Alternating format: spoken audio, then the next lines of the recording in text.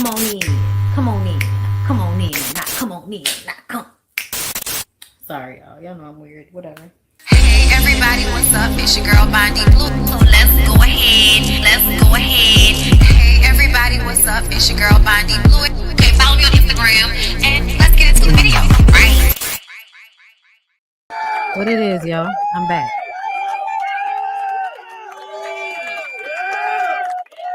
I'm back and I have topics, girl.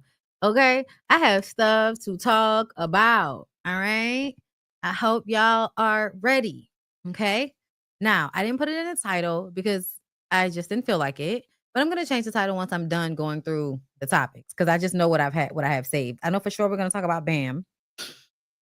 Okay. And we're gonna start off with the very first thing that I want to make sure that I discuss today, and then we'll just fill in the rest with all of the other things I've saved that I can't remember right now. Okay. What's going on though? I'm happy that you're here, girl. What's going on for you?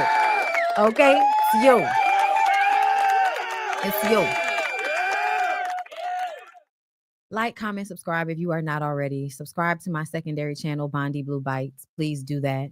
Okay. Before we get into the topics, you guys, I am so excited.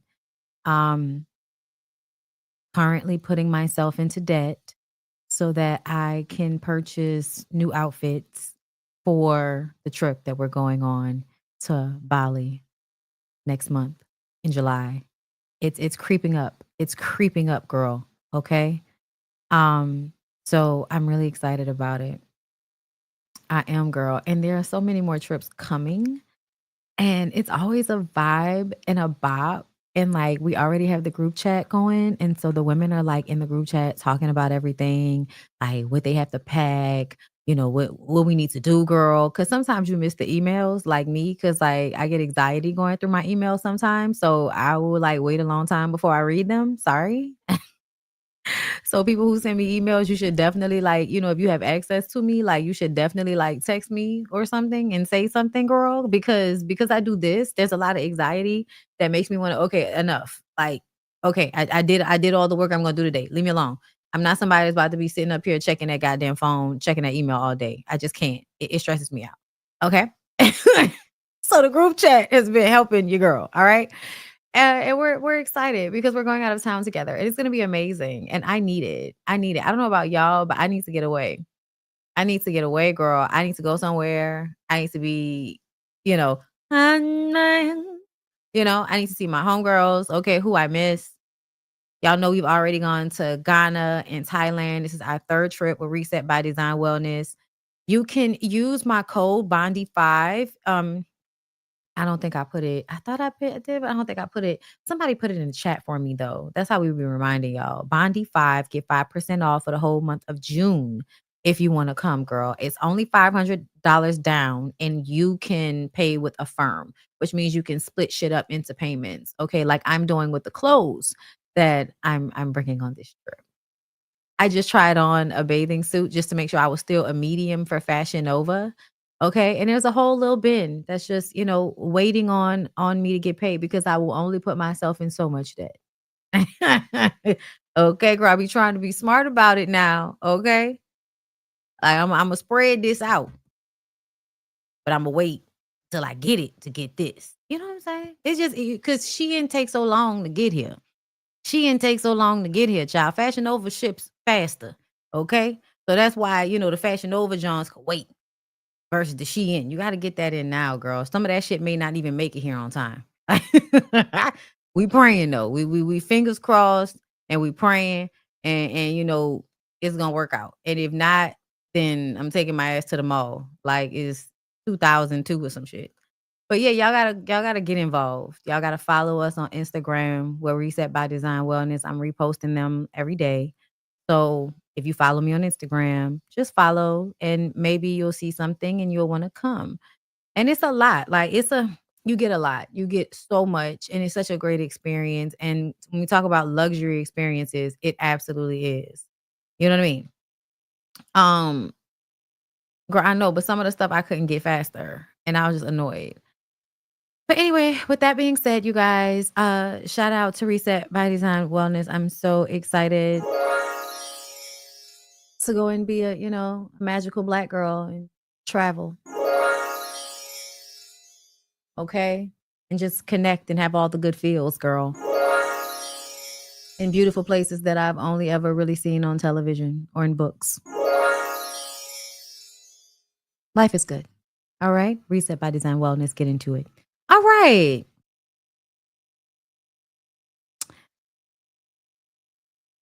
So, as a content creator, but as a genuine individual, I taken a lot of content to redistribute it to you guys.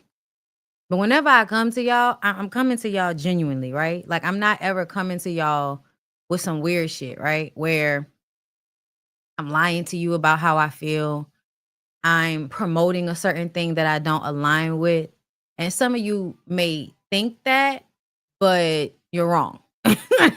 Because somebody commented and was like, "Oh, how can you be so against marriage and married?" And I'm like, "Girl, it happens every day, B. Like it happens all over the place."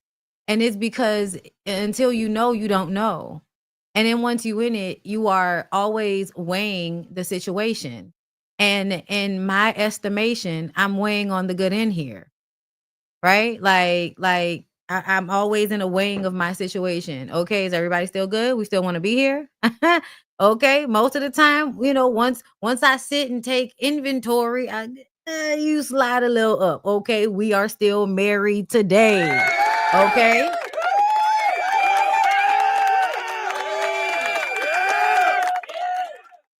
There's a level of separation and also interdependence that happens for me. And I had to work really hard for that. And you also have to be consistent about it. It's a whole thing. Doesn't mean you throw away your marriage or relationship because you now have a clearer understanding of why you made the choices that you made. It's also recognition that I have found something safe because I knew instinctually on some level what I was looking for based on what I had experienced as a child. Some of y'all don't come to that conclusion. Some of y'all don't even meet people that y'all can feel safe with.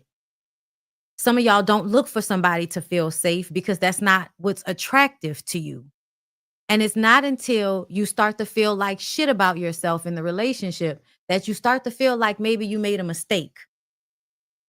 But then you don't understand why, how, when, what, where. You don't understand where you fucked up or what you're fucking up on, why you're making the choice that you're making. You don't know why. You just know it doesn't feel good now. And so when you actually sit back and start to like unwrap shit, you realize that you're being influenced by society, your family, religion, movies, books, television, the news, newspapers. Everything is informing you on how you should make your choices. Okay?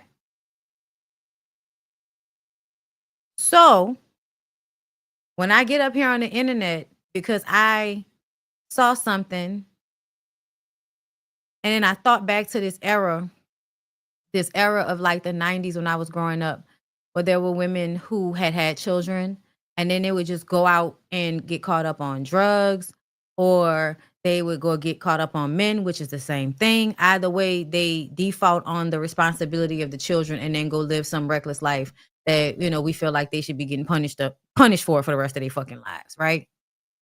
And with empathy and to look at how a lot of people that I see, how they grew up and what they were being told and how they were being raised. No matter if you were being raised to get an education or not, if you came from a two-parent household, you're being influenced to have a two-parent household. If you grew up struggling in a single-parent household, you're being convinced that the two-parent household would have saved you from some of the issues and the traumas that you had to face because your mom or dad or whoever was doing it all on their own. You have to back it up enough to realize. And then when you actually get older, you understand how you didn't know yourself or the world around you well enough to be so responsible with other people and with like what a marriage means. I really do believe that a lot of women think they understand, so they think their choices are their own. But there is some extent that everything that you think is something that has been influenced. It's something you've gotten from somewhere. It's not something that's happening inside of you. Like, it's something that's been put there. And then, women have these conversations about, oh, well, I feel like it's natural to be a mother. Okay. It's also natural for men to be overly sexed and just have sex with any and everybody. That also seems to be a natural inclination as well. Do you think we should all be doing that just because we can? Just because we feel the inclination to? You think we should still be doing that? And y'all apply that when it comes to certain mentalities, but not to everything. And so, because I'm having honest conversations with y'all, because I care. Like, it comes from, like, that whole comment that people were taking as a shot or something was really being said from the standpoint of looking empathetically at people and asking myself, why would a woman have children, get married, and then decide to just leave them one day and go run into the woods or whatever the fuck she gonna do? And it's usually because those women didn't want to really do that shit from the jump. From the jump, something was like, I don't really want to do this, but this is what you do. They telling me I'm a woman, so this is what I'm supposed to do. This is my job to society, to continue to give children to the workforce so people can be forced to work so that they can make billionaires, right? That's basically what it is. That's basically what's happening here. And so when you understand how many women, young women, as girls and children, are getting baby dolls and cleaning sets and all of this shit, and boys are getting trucks and shit to build, you understand how from the very beginning we're being influenced to do certain things. And a lot of women are not wanting to accept this because they feel like that means somebody's telling them that they made a wrong choice. That's not what anybody is saying. But you have to get it out of your mind that it is supposed to be natural for all women to want to have babies. Because what this starts to do is tell the women that feel like, oh no, I'm not ready for that, or I don't want that. It tells them that they're not natural. Something's wrong with them because they don't want to bullshit themselves into really taking a various situation so lightly. And I feel like most people that have children, like either young or they have a lot of them, or they're being convinced to do so by their husbands and what they feel like a family should look like. A lot of the times they're doing these things from a side of not being honest about how hard it is. Like, you're not being honest with yourself about how hard it is. And I was thinking, because I was like, they always go and drop them off at the grandmother's house. And I feel like you have to think about the way people would impose on their kids to keep babies because God don't want you to have an abortion. So you should keep that baby. So I was really looking at this situation when I talked about that, not as a judgment of anybody, but honestly with empathy. But some of the stories that I will always ask myself, why did this happen? Like, why did that happen? And now, as a grown adult woman that can really look at the system that we're all put in on a grand scale, we are all acting out because the system that we are put in is unhealthy. The way we learn in school, the food, the working 9 to 5 and only being off for 2 days. The telling you that the only way to have a family is through a nuclear family, and y'all, nuclear families are not actually that great.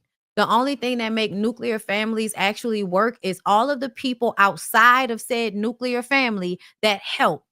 Grandmothers, aunts, uncles, cousins, those people are the extended family. Those people make it easier on the two parents. And a lot of people don't know that they need that. They don't know that they don't just, no, not just your fucking mama, bitch. A mama, a sister, a good friend, like, you have to have a village around you because raising children is hard. And nuclear family teaches women that they should be receiving that help from men who are not being socialized to take care of children the way they are since childhood. So then you're turning to a man, asking him why he's not playing this part in this child being born and this child needing, to be fed and sleep and all of that. And the reason why is because they're not socialized to take care of children. They're not. They're socialized to find you to take care of children. And so what does that do? That creates, especially if a woman doesn't have a village, it's isolating and it puts all of the pressure on her. Versus before nuclear families, people lived communally. You would see families that have a whole bunch of houses on the same street or something like that. Because when people live communally, all of the stress of the children is not just on one person, it's on everybody in the family. And I personally experienced a version of that in my family, where we were able to rely on each other in a way that made it possible for this nuclear family shit to actually work. Because essentially we still build and maintain a family that supports each other. So sometimes aunties take the kids, uncles take the kids. They may not always been watching us, but it gave our parents a break. I always had an auntie to go by, and I couldn't go by every auntie. But people ignore those things and don't understand that that's why it's so hard. That's why it's so hard, y'all. Because y'all have been convinced that the way you do it is the only way to do it. And that's not true, which is why it's so important to travel, to read books, to get other people's perspectives, because you never know what you don't know. You never know what you don't know. I say all that to say, when I make critiques, when I make things, when I say things that make y'all feel uncomfortable, I am not trying to manipulate you. I want you to think on your own. I want to help, to be very, very honest. I want to help because I myself understand what it's like to be in a fog and not have the language and just need somebody to say something to turn a light on that in some way frees a section of me. That is important. And I feel like that's what I'm supposed to be doing here. So when I see people that are trying to do the same thing, but the way they're doing it is exploitative. Like it's a bastardized version of it. So it makes you think that it has the same, intention, but it doesn't. It doesn't. And that's why you have to be so careful about who you support on social media and who you decide to, tape your flag to and defend and all of that type of shit. You got to be very careful. Now, this Caucasian young lady here is called the Flawed Villain. She popped up on my TikTok page, basically just reiterating some of the things I've heard Princella say. And then she would even say Princella's name. So now it's like, okay, so you're being a white girl that's not just stealing content. You're going to also say that you got it from Princella. Okay. And to be clear, y'all, Princella reads books, but she and I haven't been watching on the normal in a while, but she would read a lot of books written by men. Why aren't you reading any books by women? If we're really trying to free ourselves and we're not trying to just have these circle jerk offs about trauma, like just continuously making each other feel, oh, I'm so sorry for you. Oh, I'm so sorry for you, without any actual fixing of it. If you're not actually trying to grow and evolve and get out of the cycle that you're in, it's a good space to be when somebody keeps reiterating the same shit, but doesn't branch out in order to give you a more well-rounded viewpoint. Reading books about decentering men by only using examples of how men ain't shit is manipulative on some level, because it's missing the heart, which would drive you to go and read books written by women. And then you would be able to look at it empathetically, not always from the standpoint of, see, this all eventually goes back to women. And bitch, it's still your fault. Yeah, this, and this not your fault. But when we back it all the way up, bitch, You made these niggas, it's your fault.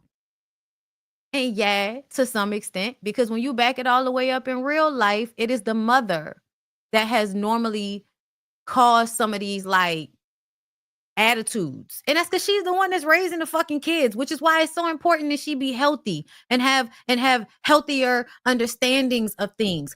Because she is going to be teaching a child and therefore an adult, informing them on how they should view themselves and then view the world.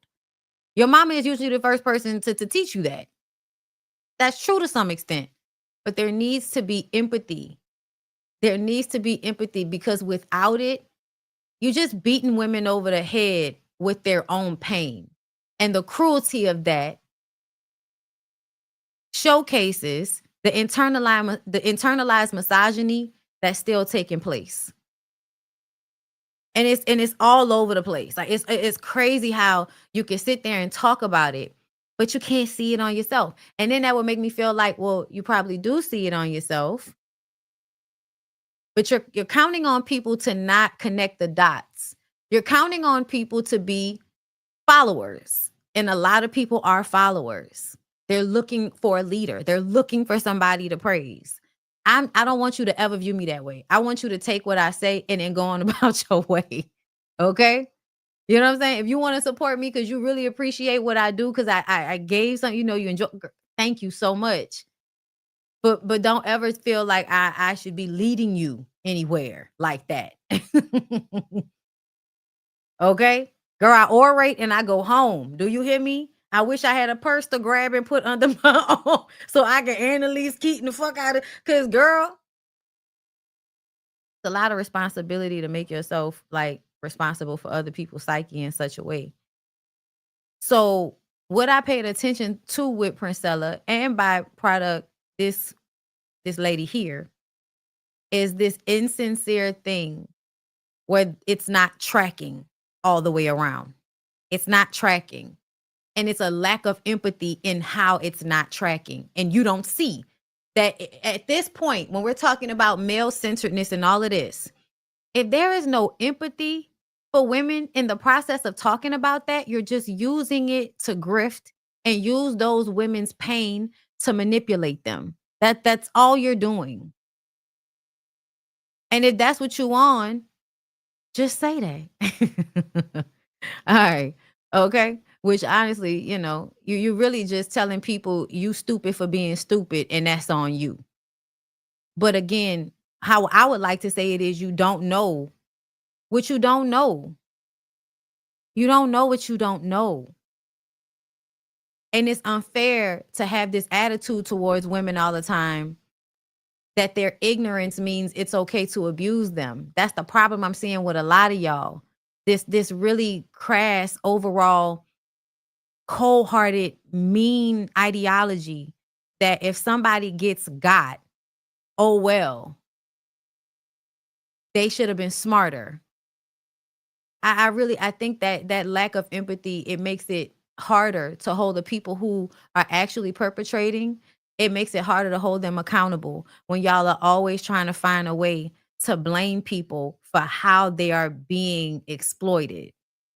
And it's really directly, you know, from slavery and what the country's built on, and energetically, you just can't get away from these things. Once that's the land that the shit is being built on, everything else that grows out of that fucking ground will have the same energy to it. Same exploitive energy to it. It won't, you know what I'm saying? It takes a lot to, you actually have to uproot that shit and be honest about what it is and then try to grow out of it. That's the only way that you could really unwrap yourself from the things that imprison you, and you don't even know that you in prison. You just know you feel uncomfortable with your existence. Should not be allowed at the border. Cecilia Regina is the person that put this on blast. I love me some Cecilia Regina. I've been watching her for a long time. Love her content. Okay, she seems to be very very, you know what I'm saying, like just very even keel, balanced approach in her commentary, dead on. You know what I'm saying? Psychoanalyzes the shit out of people. Like it's A1 work over there on TikTok with Cecilia Regina. Cecilia Regina. I just want everybody to know that, okay? Rosa Parks was one of those people that was kind of a big image for like the race wars. Same with Martin Luther King. If content creation does not work out, I will be looking for another rich man. This is plan A and that shit's plan B. Yes, you heard that correctly, and it's just a sample. Check out the video tagged below for the full Monty. I'm sure this is not who people thought they were getting, but ever since Flawed Villain has been exposed as disseminating this kind of anti-historical, racist, inflammatory rhetoric, she has consistently doubled and tripled down. Last night, this viewer, Nicole, asked if I was mad at her, and she responded, "All these monkeys are." I blew up the screenshot so you can see it better. For those who don't know, monkeys is a racial slur for Black people going back a few hundred years. And then one of her commenters said, Black women and women of color who are horrified at these things she's been saying are just jealous of her whiteness, and she agreed. When this thing first started, I was confused as to why TikTok would promote the videos of any woman talking about decentering men. While the app is always extra hard on my group, they suppress any woman whose content really challenges the status quo. Mel Hamlet, for example. You ever wonder why I'm still at 120 something after all of these years? And she has a YouTube, y'all. Cecilia Regina 275. It's the same thing on YouTube. Y'all follow her since she says she's transitioning from TikTok to YouTube, I believe. So y'all make sure y'all follow her here on YouTube. Has had many of the same issues. People being unfollowed from her account, never reaching the FYP, her videos being taken down. And anytime she says anything even mildly inflammatory, like how men use their hobbies to escape from their families, she gets dinged by this app. But they allow literal hate speech on someone else's page. And they're not just allowing it, they push this person's content forward all the time. And I have to point out that this is all recent comment and these statements are from last night. So it's not like, oh, she changed. So what benefit is the app gaining from doing this? There has to be a reason. This feels like a Trojan horse. Look at what happened on the men's side recently. With the arrest and subsequent trial of Andrew Tate, he and many of the men who do that kind of content, I can't name it here, but you know what I mean, they've fallen. It's a domino effect. Once the leader became associated in the public consciousness with misinformation and unsavory stuff, men of that ilk with the same talking points were pushed off of nearly every legitimate platform. That movement as a whole is now rightfully labeled a hate group by the FBI, and most men who talk like that couldn't buy access to the public right now. But we need to make an important distinction. It wasn't because they became more dangerous or they changed what they were saying. They've been saying the same stuff all the time. Nothing changed in that world except public perception. I mean, it didn't happen back in 2014 when Elliot Rodgers wrote his manifesto and, made his attack and credited that kind of rhetoric with, what he did. These platforms didn't push these men off right after the Plymouth attack or the Bondi Mall attack, where those men said in manifestos or out loud they were acting because of that same rhetoric. These platforms waited until Tate and his ilk embarrassed themselves publicly. They gave them enough rope with their words to hang themselves. And then they said, if that's what the leaders are saying, throw the whole thing in the trash. There are many women doing the work of decentering men on this app and doing it well. So why would this app push one who says obvious misinformation, who is anti-historical, who calls people slurs? She has doubled down on these points repeatedly. They're still up on her page, these videos, so you can see for yourself. But by TikTok pushing someone who says things like this to the forefront, He's somebody that's trying to convince you to become a Trump supporter. That's basically what it is. It's how they push you into this alt-right content, right? So let's take a look at this. And I did see what y'all talking about with Tyler Perry. You know we gonna talk about it because y'all know a love I fucking told y'all so moment. Posted that we were going live, people started inboxing me. Mm-hmm. They started inboxing me, telling me some details about the controversy that you were in. Yeah. So they sent me a couple of videos. Friencella's so funny, bro. Like already, like I don't know if y'all picked it up, but the way she's saying people sent her shit, that's probably true. But it's also so this white girl will know that you've been saying my name all over the internet using my content, and I don't even really know you. I don't believe that she don't know her, but she telling her I don't really know you, bitch. I didn't see you on my own. Tom sent me about something like some emojis that were left in the comment section and things like that. And I want to give you an opportunity to explain all of this stuff that's going on, right? And help enlighten me, because at the end of the day, the only thing that I can do is make a judgment based on what you tell me, what these people tell me, and what I have seen with my own eyes based on what they have shown me. So I want to give you an opportunity to kind of explain what the hell is going on here. Well, for one, the emoji comments you're seeing are literally fake. There's proof on my page. Somebody edited them, and then Cecilia Regina is using them as like real proof in her video to show that I'm racist when it's literally photoshopped. I don't know if she created it. I don't know if somebody else did, but it's legitimately fake. As far as all the other things, again, it's things. What's Photoshop? What's Photoshop? Those were actual clips from your videos. If you mean it was Photoshopped together, like you mean it was edited together, girl, what are you saying? And see, this is the moment where I feel like there should have been a pushback. What do you mean it was Photoshop? Are you trying to say the videos that we saw weren't true? Like, where's the pushback? Things taken out of context. They tried to say that I'm saying that Rosa Parks and MLK started the race wars when I was simply saying that they were chosen by the government and by the organizations, the NCAA, paid for by the Rothschilds to be the image for the race war, funded by the Rothschilds. Not saying that the civil rights movement is a bad thing. Did you add in the reason why they were selected or chosen is because they visibly would invoke sympathy from people? Yes. Those of us who know Black history know that there were other people who had boycotted the buses as well, and that Rosa Parks was not the first one. But being a mild-mannered, small, petite, light-skinned lady being mistreated makes it harder for people to view it as okay. That's the reason why they're actually paying attention to people's biases. And the idea is that we're going to choose the people that are like going to invoke the sympathy. We need them to have sympathy. So we pick people that we know, you know what I'm saying? Yeah, that we know y'all are going to respond to emotionally. Because whether you are Black or white people are always obsessed with Black people when it comes to looks. They may lie about it and project and call us names and shit, but you notice how they act. Everything we do, they do. If there's a video of us all out somewhere, there's a white person staring us down somewhere. And I've actually had it happen to me in real life. Like the way they see us sometimes, they absolutely are in awe of us a lot of the time.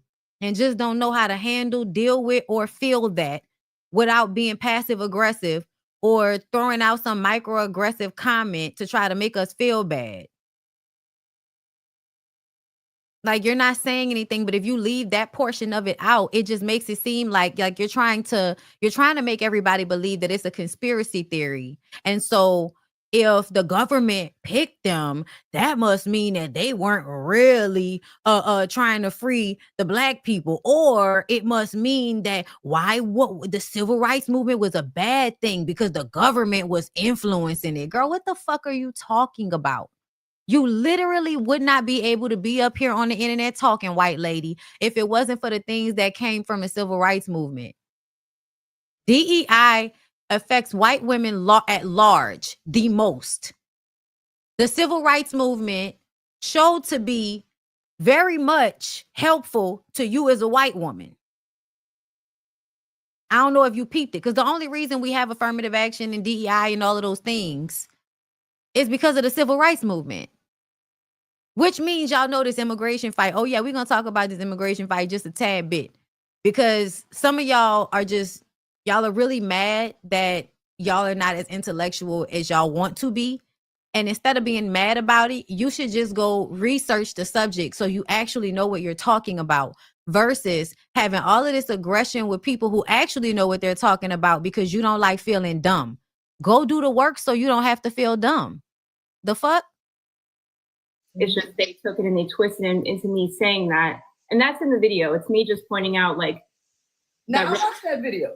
I watched that video. So when it comes to judging people and judging situations, I'm very, very fair.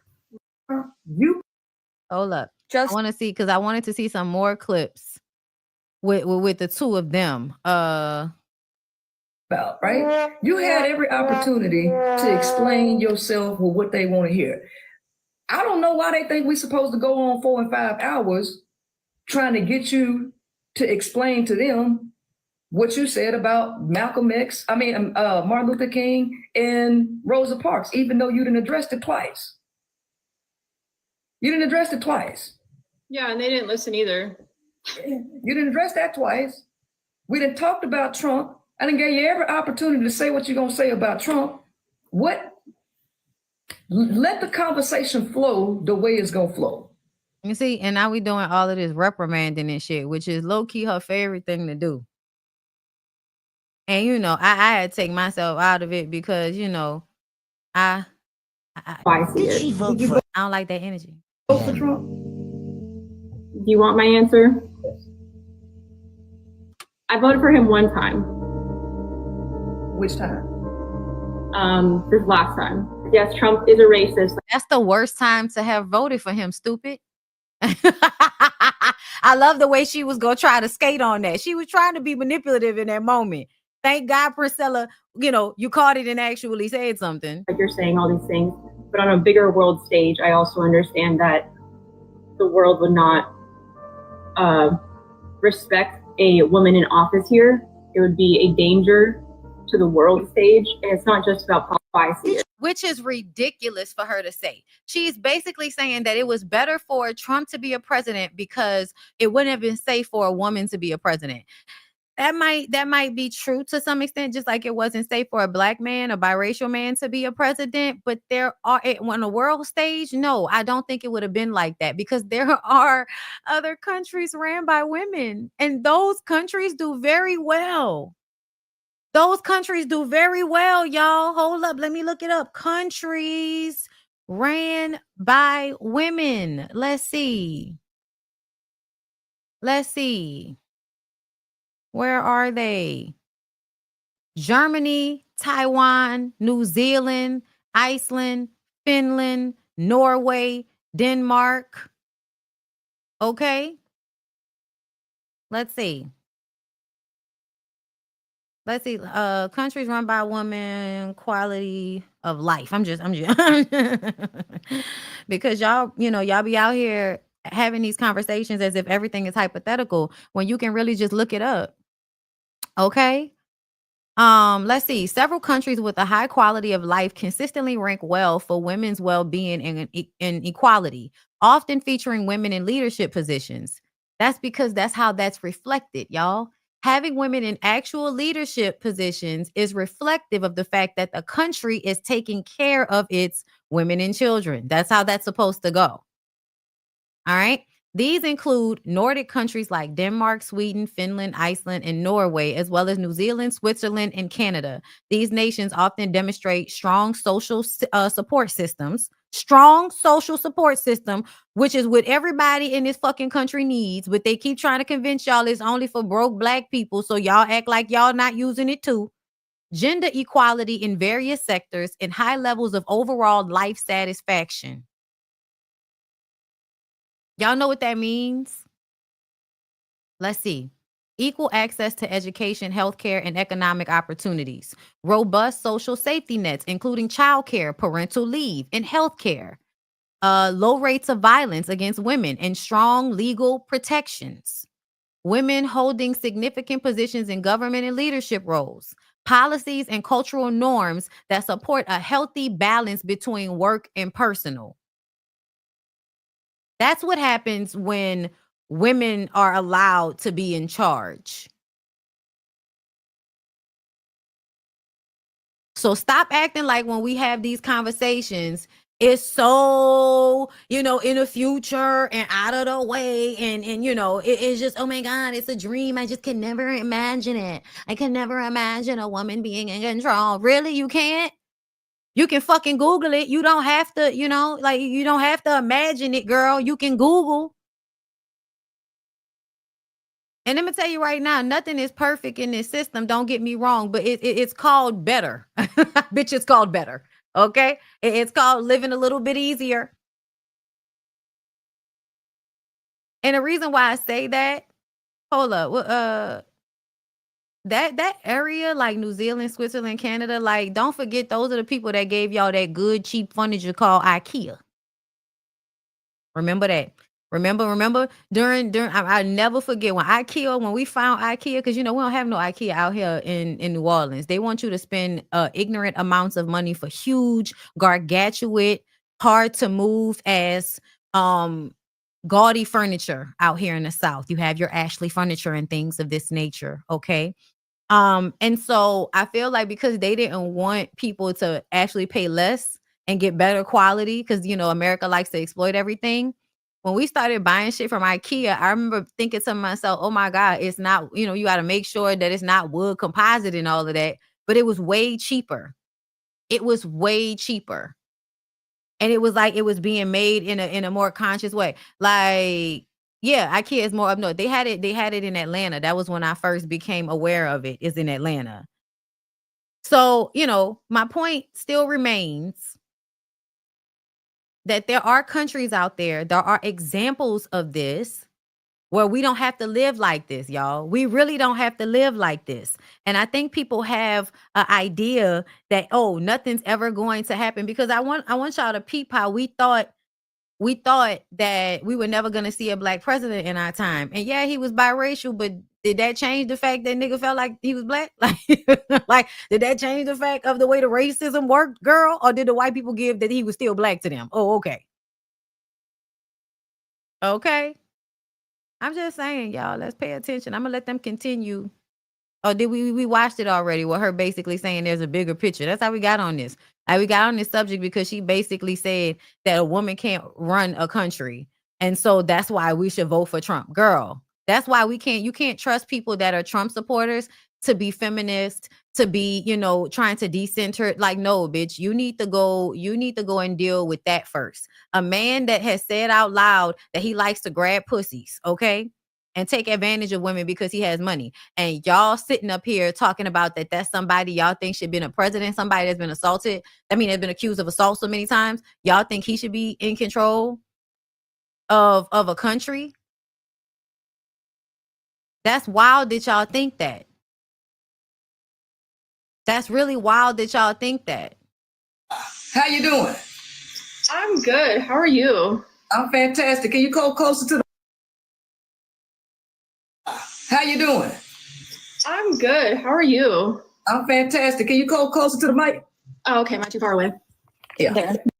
Let's see if we can speed through this last one and I'll move on, girl. All right. Your house cleaning all that, huh? Yeah, just really busy. Okay. All right. I'm like, okay, well, I'm gonna have you turn your camera on, but if you got some stuff scattered, I understand. Oh, no. I don't know how to turn it on. I've never done this. Okay. Click your picture. Okay. And then it should show a camera, a microphone, probably. Oh, okay. Yeah. Okay.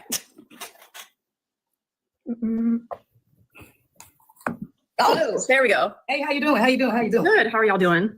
So this is something that people have been requesting. So I got to be honest with you, Miss Flaw Villain. I didn't know who you was at all until about last week. Yep. Because I don't watch content creators. So Yeah. I try to stay in my own lane, mind my own business. But I was made aware of you because plenty of people either tag me to something, and I see a lot of people's names that get recognized. And I noticed after being tagged, you just seem to be a new name that popped up.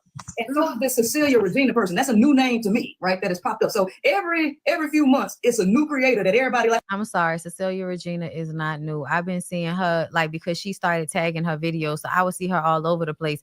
And I actually like Sex and the City and a lot of TV shows, and she would do breakdowns of TV shows. So I've been watching Cecilia Regina on TikTok since I first got on TikTok. Just saying, I don't know. Like, this person, but I noticed that don't nobody say nothing about my name no more, right? So you just came to me about a week ago, and from what I understand is that it's always been controversy around me, but I understand it's controversy around you now. Yeah, I'm a white supremacist now. Okay, so not now, sweetheart. Don't say now. You're a grifter, and we should all listen to me, y'all. Just like it's all men, it's all white people. And what that means to me is you have to prove you're not a racist before I just automatically believe it, because it's internalized in a way that you don't even pay attention to. And why would you? A lot of y'all are not taught to self-reflect on that or give a fuck about it because it doesn't affect you. And a lot of families teach people that it doesn't matter what y'all do to other people as long as you don't do it to your family. Like a lot of y'all teach that. Y'all, you know, it doesn't matter what you do to other people. You can fuck over people as long as you don't do it to your family. A lot of y'all teach that. So I don't know why y'all don't understand how we get here, child. Y'all teach y'all kids that. And so everybody tries to compartmentalize giving a fuck. And that's not how that works. I want to give you an opportunity to kind of, because like I say, I don't have an earthly idea of what's going on. With nobody in the space, I don't know who the Cecilia Regina person is. I don't know none of these people. I never even knew who Wizard Liz was. I still ain't seen a video from this chick, right? Yeah. No, so, for real, I had to go look for a video of Wizard Liz. I ain't never seen that bitch before. I couldn't pick out. I couldn't tell you who she was. I'm sorry to that lady, but I hear about her all the time. It's a lot of new people coming up in here. So recently, you have been on the rise, okay, with this content. But also recently, people hate you now. Yep. I mean, that's typical. Okay, but can you explain? See, that's what's gonna piss me off, and that's what I'm talking about. I'm not gonna really think about it. I'm not gonna really allow it to make me feel bad about myself. So I'm not gonna really think about the critique that they're giving me. I'm not gonna care because everybody just talks shit. So it doesn't matter what they're saying. Bitch, you missing intersectionality. Like, that's what we're talking about. Like, that you can't be about decentering men when you're still upholding white supremacist ideals, whether you want to call them that or not. Because y'all love to play fucking semantics so that you can change the definitions of shit when you saying exactly what the fuck we think you saying. Cut it out. Why? What is going on with you? How did we get here? Yeah, so the elevation from the content, the original content of Decentering Men, how did you end up blowing up from that? And then how did we get here? How long have you been trending with that content? And from that time to now, how long did it take for this controversy to come? And then you can explain the controversy. I don't know why I got cut off there. Hold up. Is this the same one? And from that time to now, okay, right. How long did it take? Hold up, because I want this controversy to come, and then you can explain the controversy. Bitch. Well, I got fired from the Spicy Dance Club 4 months ago, so I was like, I'm gonna really get onto social media and like become like a content creator, just be my fucking self. You know, that was my whole goal. So I started. Sorry, you quit the Spicy Dance Club, girl? What the fuck? Were you a stripper? Coming on here, sitting on my fucking camera, just talking, right? Just being who I am, sharing my own experiences. And after months of grinding, posting like at least 10 fucking videos a month or a day. There was some traction, and then there was some jealousy created, I guess, and it's being said that I'm stealing content. And then I tried to address it kindly. You know, I was being very nice about it, and then all of a sudden it just kept like snowballing into like much worse things. So now we're at this point where people went to my page, they found these videos that I intentionally left up, right? And they're saying that those videos that they cut together show that I'm a white supremacist. When in reality, what do you mean you intentionally left them up there? Why? Why did you intentionally leave them up there? So that you can have an aha moment, bitch? That doesn't make any fucking sense. What is the point of your content? What is the point of your content? I just have my own opinions on politics that I'm allowed to fucking have.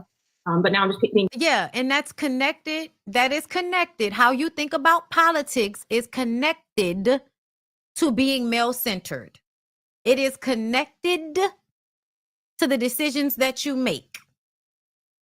It shows that you are not consistent in what you're talking versus what you're walking. And that is where the issue comes into play. Being painted as this bad guy because I came up in this space. So that's kind of how I see it. Yeah. So, because I'm just trying to get an understanding, because I don't really have opinions about any of this stuff simply because I don't follow people. Before we actually went live, maybe just a few hours before, probably you posted that me and you were doing a live, and you did tell me yesterday that you have controversy around you. I didn't specifically ask you what the controversy. The reason why Princella is coming from a standpoint of pretending to not give a fuck, and what I mean, I don't know what's going on. I don't follow people, and that's why I don't have an opinion. I'm just here to ask the questions. Like she's taking that approach, and that's because she wants the white women to follow her. And so I believe she believes that this white woman could be used to her benefit. So it's best to not completely play her out if you want the white audience. Princella recognizes that the white audience comes with a broader view. That's why. She was. It literally just started, so I thought that's maybe why you reached out. So, no, I didn't reach out for that. Actually, I reached out because people keep tagging me to certain things, and the things that they're tagging me to are the videos where you are mentioning my name, right? That you're crediting me for a lot of stuff. I hear that you mention my name in a lot of your videos. She does. And that is to get the Black audience, because apparently if you want to grift, you have to come in through you have to come in through the Black people if you're trying to grift, girl. Okay? Right? You had every opportunity to explain your right? You had every opportunity to explain yourself with what they want to hear. I don't know why they think we're supposed to go on 4 and 5 hours trying to get you to explain to them what you said about Martin Luther King and Rosa Parks, even though you didn't address it twice. You didn't address it twice. Yeah, and they didn't listen either. You didn't address that twice. We didn't talk about Trump. I didn't give you every opportunity to say what you're going to say about Trump. Let the conversation flow the way it's going to flow. Just let the conversation flow how it's going to flow. Because here's the thing. The one thing that y'all can't understand about me is I accept people for who they show me they are. I'm not here to try to beat people. That's not it. I don't have no preconceived notions. All I'm trying to hear is what you got to say. And then you're going to go from there. What is my opinion? What is my opinion? I got 2 opinions based on what Flaw Villain told me. Number 1, the first opinion is that whole COINTELPRO propaganda, puppets, that whole thing was taken out of context. That whole thing was taken out of context. I don't believe that it was taken out of context. I don't. And the reason why is because you're omitting. You're omitting. When you omit things, when you say things in a certain way, it is so that you can get a certain response. But with the Trump thing, I think that she honestly cannot explain why she chose Trump. And I do believe that there is an underlying alliance with him, regardless. Whiteness. He can't be changed on that, but that's neither here nor there. I was not convinced otherwise. But it is what it is. So we're not talking about it no more. Yeah. We're not come on here and said I didn't vote for him. They would tell me I'm a liar, and I explain myself, and they'll still not listen. So no, bitch, we're seeing that you are inconsistent, because you can't be a Trump supporter and also preach about feminism and decentering men. I'm not a follower. I don't follow content creators. I'm not the type of person that just jump and I'm aligning with this person. Right. Okay. Right. Right. You say you're not aligning, but low key you leaving a little room there. You leaving a little room there, sis. you leaving the bitch with a lot of wiggle room, if you ask me. Okay. So let me play one more video and then we're gonna move on from here. So today over on The Stack, I wrote about the exclusionary nature of white feminism. and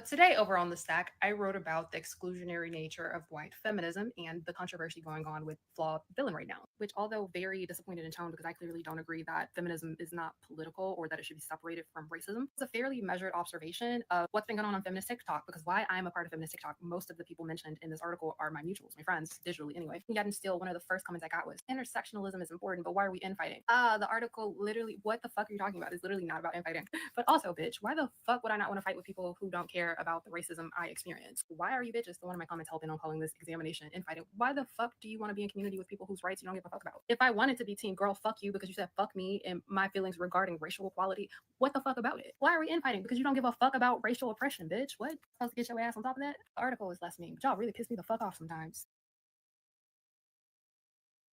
So yeah, that's the perspective that a lot of the people are having on this situation, which is that, basically Flawed Villain is a grifter that stole content from Black women, chose the one that she wanted to give credit to so that she can get that person's attention and she can get their followers. But they picked each other for, to me, they were having a situation where, yes, Princella is calling out that this woman is racist. It's in turn, girl, you're racist. You're racist. She didn't want to say it, but that's what she felt. She's racist. And that is because Princella would not be being honest with who she is at all. if she got up there and said that that lady wasn't racist. Anybody knows that, you know, about Princella, y'all know she comes from like the Black Power movement sect, right? So when people come from the Black Power movement sect, they are always hyper aware of white people in. You know what I'm saying? So she did peep that. I don't think that the shit was taken out of context. I think she was doing it for I think the whole tone told me exactly why you were saying it the way you were saying it, bitch. Okay? Fuck out of here with that. Okay? But my thing with Princella is that I was on a portion of the live where Princella, and I couldn't find it, but it was on her live where she starts to go off on this tangent about how when we back it all the way up, women are responsible because women are the ones that create men.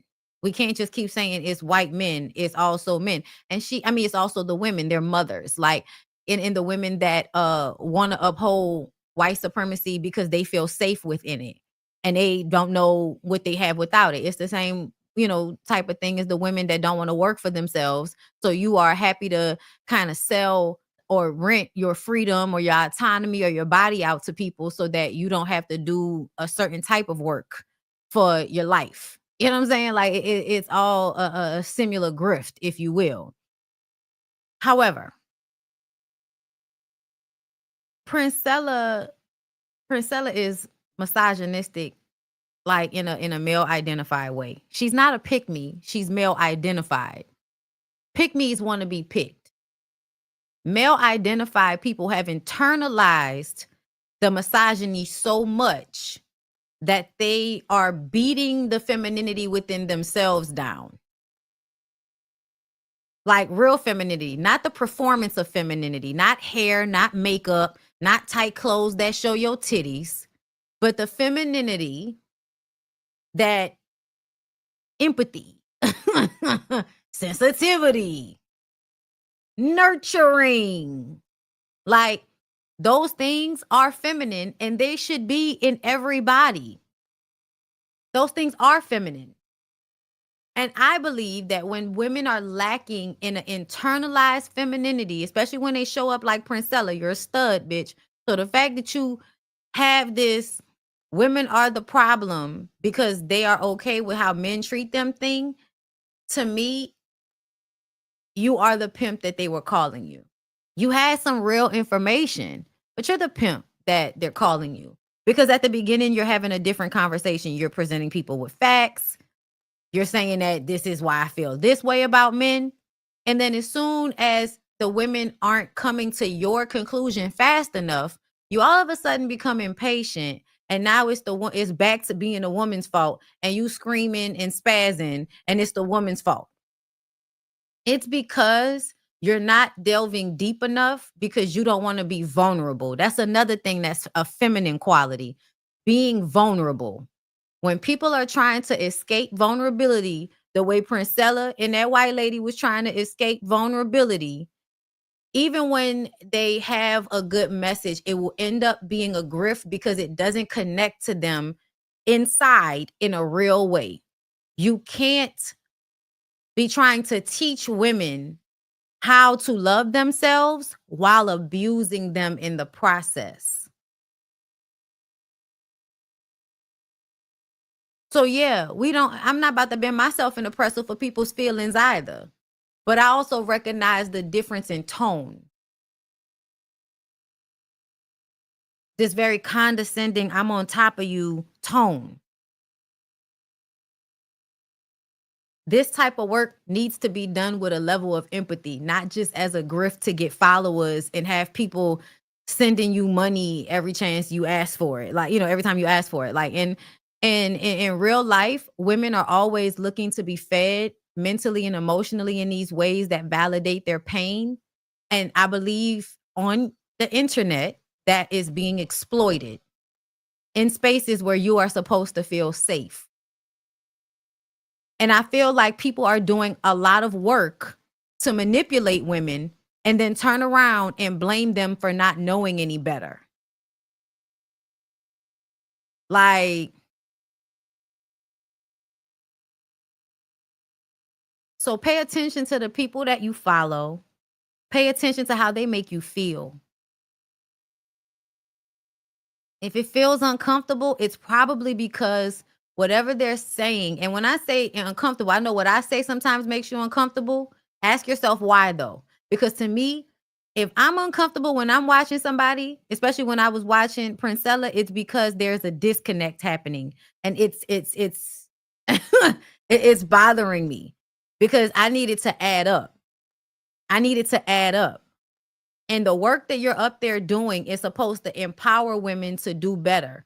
And so you have to also understand how they're being bombarded with counter arguments to yours and how they've been bombarded with that their entire fucking lives and how you're still bombarded with it and don't even recognize it. So how can you be so judgmental to other people when everybody's all just trying to figure this shit out? And that's why I've kind of adopted the mindset of you are either going to come to these conclusions when you come to them or not at all. And that's not my responsibility to guide you there. I give you the information. I tell you what I've learned. I come here empathetic and really just open to seeing it in an honest and real way. I compare it to my own life. I reflect on the things that I say to y'all. You know what I mean? Like this is coming from within me in a way that is not being filtered or like manipulated to hide something. You know what I'm saying? You got to pay attention to the people that are not aligning because they're manipulating you to hide something that's important to what they're showing you. Because everything ain't everybody's business. But the things that people show you online, you have to look at them and see if it adds up. And there's a lot of people who, when you really look at them, what they talk, that shit do not add up. It just don't. And I want y'all to just take what I say, enjoy me, take what I say as a grain, with a grain of salt. If it applies, if you can see it, if you can understand it, great. If not, then it wasn't for you and it's not on your frequency. It's not to be taken and then used to beat yourself over the head with. I feel like people like that aren't in the same reality I'm in. And the truth of the matter is you might be right. It's not about lesbianism. Stop it. To me, she is just it's not about lesbianism. It's not about lesbianism. It's not at all. But it makes it so interesting to me because when we were younger and we were like coming out and understanding what it meant to be romantically interested in women, there's a level of to niggas that you start to have because you have other options. So you don't necessarily have to deal with how men come across because women are normally just a little bit better at talking and emoting and all of this. But stud women particularly sometimes cannot free themselves of how they've internalized what the men who look like them think and feel. That's why I said, you know what I'm saying?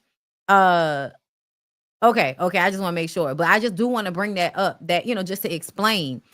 It makes it even more crazier because what I feel like truly like loving and empathizing and being attracted to women should look like is not turning into a nigga on them. Okay. And that has nothing to do with how you look on the outside. That has nothing to do with how you look on the outside. They really are fashioning themselves behind a certain male archetype. And that's where it's coming from, y'all. Which is why it's crazy. Like you think being a lesbian, you wouldn't be so misogynistic. You wouldn't have like men as such a part of how you live or view yourself. But that's where understanding that this is a system comes in. Because when you realize it's a system, you realize that everybody is going to fall prey to said system. That's just what it is. All right. So let's move on. Where do I want to go? Where do I want to go? Tell me where to go. Tell me where to go. Y'all, it's so much. And I know what y'all want me to talk about, but I kind of want to wait because I want to see how much more is going to come out in the process.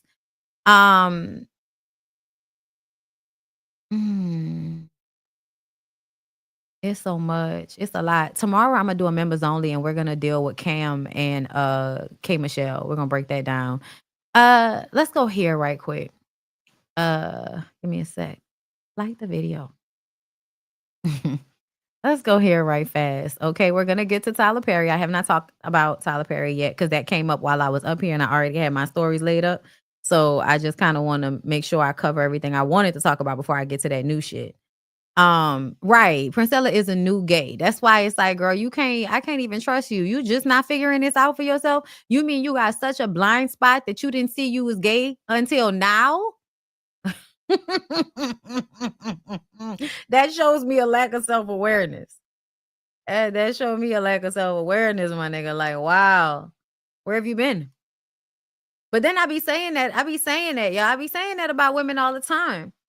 And y'all be like, why do you just think everybody gay? Kinda, mostly. If put under the right circumstances and put in the oven at 375 instead of 350, then yeah, some of you hoes gonna come out gay. I'm sorry. Okay. DDG threatens to send cease and desist letters to blog pages for causing him emotional distress.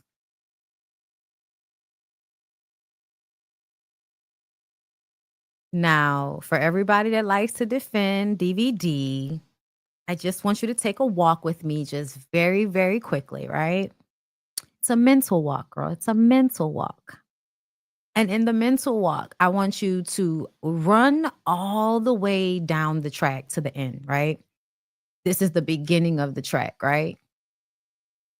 The beginning of the track is DDG and Holly getting together and them hanging out and the relationship looking toxic. And then them hanging around Krishan and Blueface.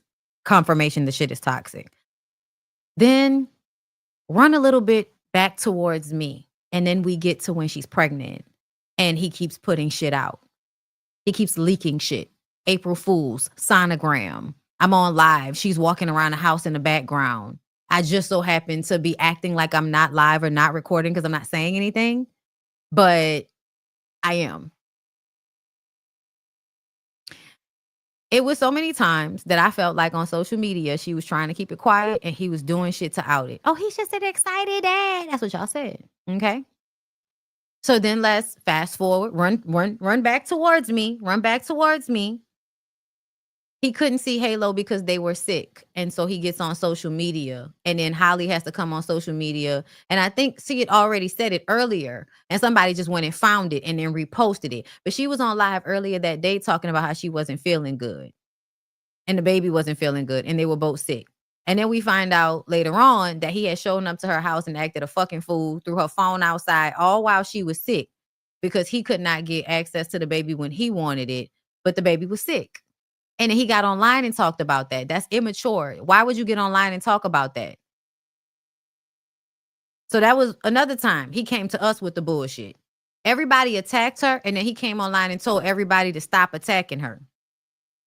They eventually break up. He comes out and tells us that they broke up because she didn't tell us. He says it. Then he keeps coming back telling us, I ain't trying to go to court, but she making me want to do something, man, because she trying to keep my kid from me. She trying to keep my kid from me, which is what all of your stupid fucking baby daddies say whenever they can't get their way. And so we're almost back to me, which is where we are now, okay?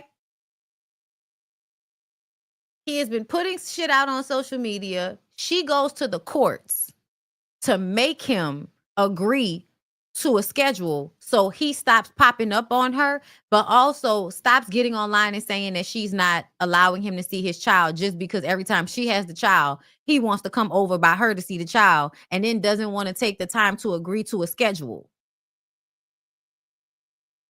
It's so that he can continue to hem her up.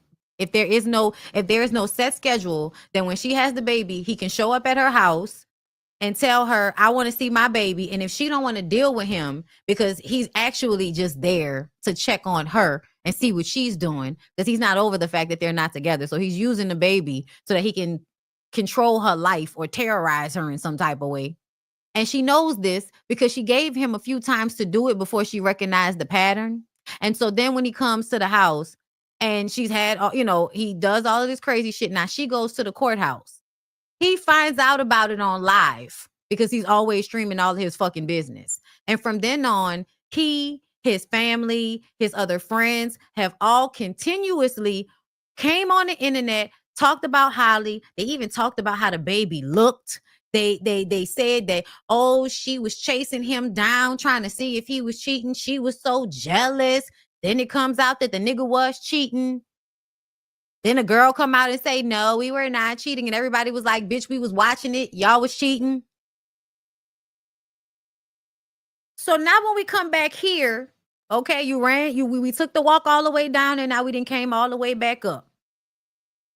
DDG threatens to send cease and desist letters to blog pages for causing him emotional distress.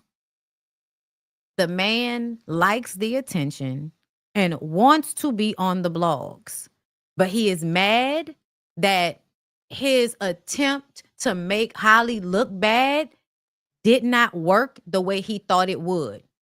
Just as loud as people were saying she was wrong, looking at his lackluster ass evidence that he had all that time to gather but could only come up with 2 situations so far in the fucking past that it don't make sense for you to feel like you're worried about the safety of your child, but you don't have nothing recent and you didn't hurry up and bring this shit up.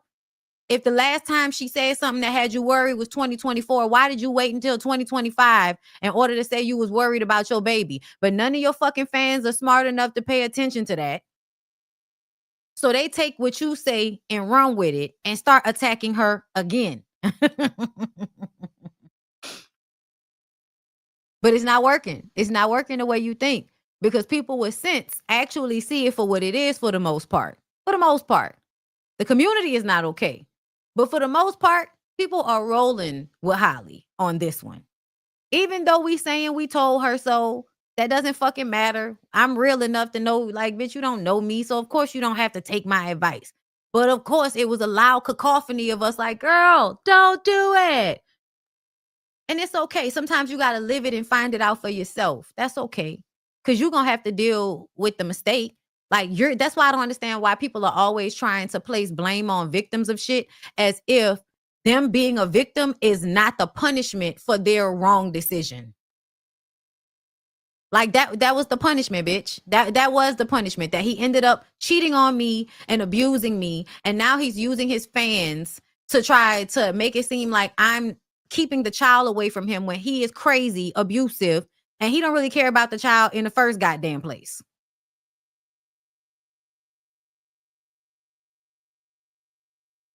Like, that's the accountability.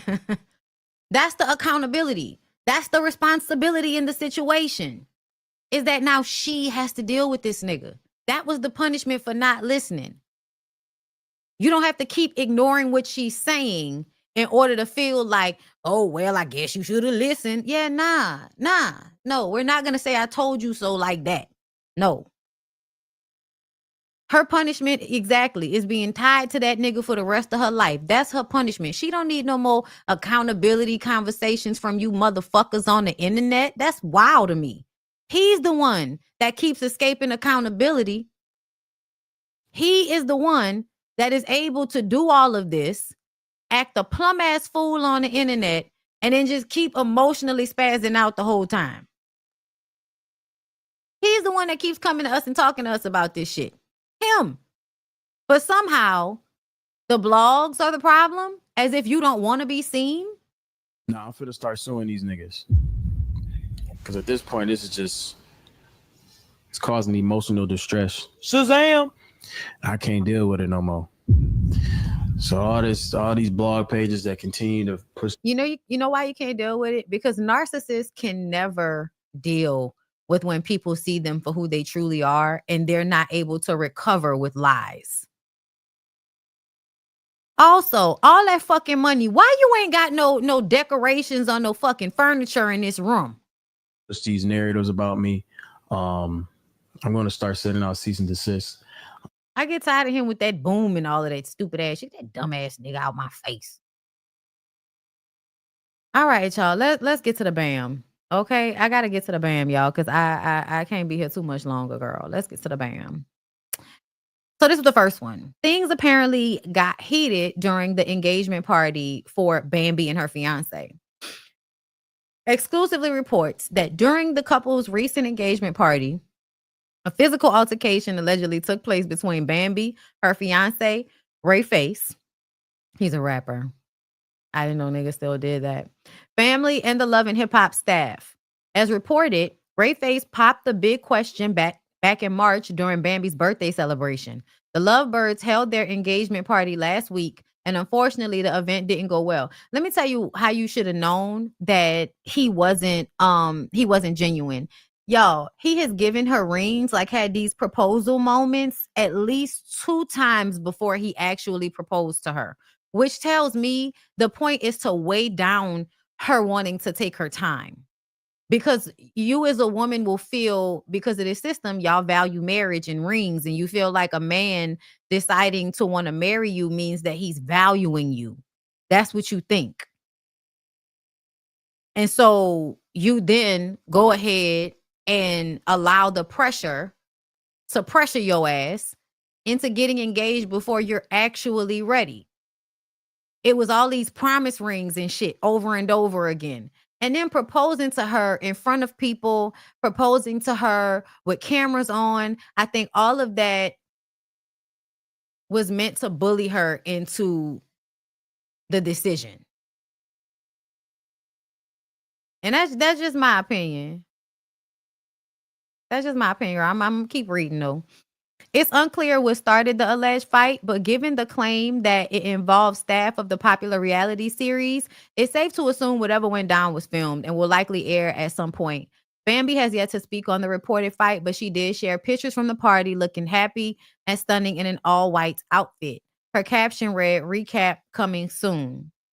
Okay, so that was the one part. Now, it's on site. Bambi and her fiance Rayface just sparked breakup rumors after fans noticed the two unfollowed each other on Instagram. The couple had been flaunting their online love just weeks ago, but now it seems the Bam wiped him from her egg. All right. Then we got this one right here. Reality TV romance has taken yet another hit. And this time, y'all, why y'all said it like that? Another hit. It's Bambi at the center of the drama, okay? The Love and Hip Hop Atlanta star's fiance, rapper Rayface, is being exposed for allegedly faking their relationship for clout and television time. Over Father's Day weekend, Rayface posted a carousel of images celebrating the holiday, but fans quickly noticed something was off. Among the photos of his 2 children was surprisingly an addition, a woman who many believes to be the mother of his kids. The cozy nature of the pics sparked immediate speculation about Rayface's true relationship status. Who you with? Within hours, Rayface deleted the image of the woman from the post, but by then the damage had already been done. The internet doesn't miss a beat, and neither did Bambi. Social media detectives noticed that Bambi unfollowed Rayface shortly after. I'm gonna call him Ray. Unfollowed him shortly after. Okay. The post went up and wiped all evidence of their relationship from her own profile. Okay. Bambi and Rayface just had an engagement party last week, but looks like this love story is over before it even started. Child, they wrote this weird. Word on the street is that Ray has a show on Tubi with his family. Neither Bambi nor Ray has officially commented on the situation, but judging from social media activity, the relationship is likely over. So that was that, right? And you know, let's press. There's more. But wait, girl, there's more. I think she love me. I know she do, but it's like all her friends in her ear. You feel me? And I don't feel like they saying nothing nice. Malaysia, she don't like me. She speak negatively on me. I know Bam gonna be pissed off because I'm saying that. But yeah, they don't like me, bro. Malaysia don't like me neither. She best friends with Zell too. So they be in cahoots with that shit. I think it might be her telling Zell to tell Bam. I don't know. I think she love me. I know she do, but it's like all her friends in her ear. You feel me? And I don't feel like they saying nothing nice. Malaysia. Don't listen to what people say. They don't know about you and me. Put it out your mind, cause it's jealousy. They don't know about this. Don't your friends. So do you. Listen. You know by now that it's gonna take a lot of trust from you for us to make it through. You should know, baby, you're my angel. Nothing's gonna make you fall from heaven. Girl, I just wanna love you. Yeah, you hear the lie in it? You hear the lie in the song? That's what he's saying. Don't listen to your friends, girl. I know I've put you through a lot. It's gonna take a lot of trust for you to believe me. What me and Bam got going on, that's my heart, that's my boo, that's my bae. You feel me? We just engaged a week ago. You feel me? So it's like, love don't just turn off like that. You can have an argument, fight with somebody. That shit don't make the love go away. You feel me? So I still love Bam and got feelings for him. It just, we fell out. We had a big ass fall out, and it ain't what nobody think. Everybody have fights and shit. You feel me? What happened was, it was an individual. I don't want to say his name because he's a pussy bitch nigga, and I'm going to slap him when I see him. But long story short, it was a bitch, happy dick sucking ass nigga. This individual kept getting information from all these females, these miserable females who. So Zell went and talked to women who you've had previous encounters with, and they told him what? That they had a bad dining experience, and he took that back to his friend. Is that how I can translate this from the nigga speak that he's using? From my past, who was mad because they see me with Bam happy. And he just kept telling Bam that. So at the end of the day, we had an engagement party. That after the engagement party, I seen him like pull up at the end. So me being who I am, I couldn't hold water. You feel me? So when I see him, I said something about it. You being who you are, you can't control yourself. Is that what you're telling me? And me and Bam got into it because she didn't like that I was getting her on her friend. So he finna get slid. You feel me? So me and Bam got into it over that. We ain't had no problem. So Bam didn't like the way you handle Zell, and she checked you in front of everybody, as she should. As she should. Because you probably said some extremely disrespectful shit. Just like you said here. To me, everything, like you talking homophobic. And I think that this is why y'all have to understand that if a man is homophobic, you can't fuck with him. Especially if you have gay friends. Like, you got to be checking for that, bitch. You can't be out here like, oh, this nigga so fine, so sexy. Straight up homophobic, though. But I love him. I love him. About no cheating. We didn't have no problem about no bitches. We didn't have a problem about no baby mamas. Nah, we got into it about her friend. And she took her friend's side. You feel me? And I understand. I can't, Bam, a loyal person. I don't agree with it, but that's what she wanted to do. She took her friend's side.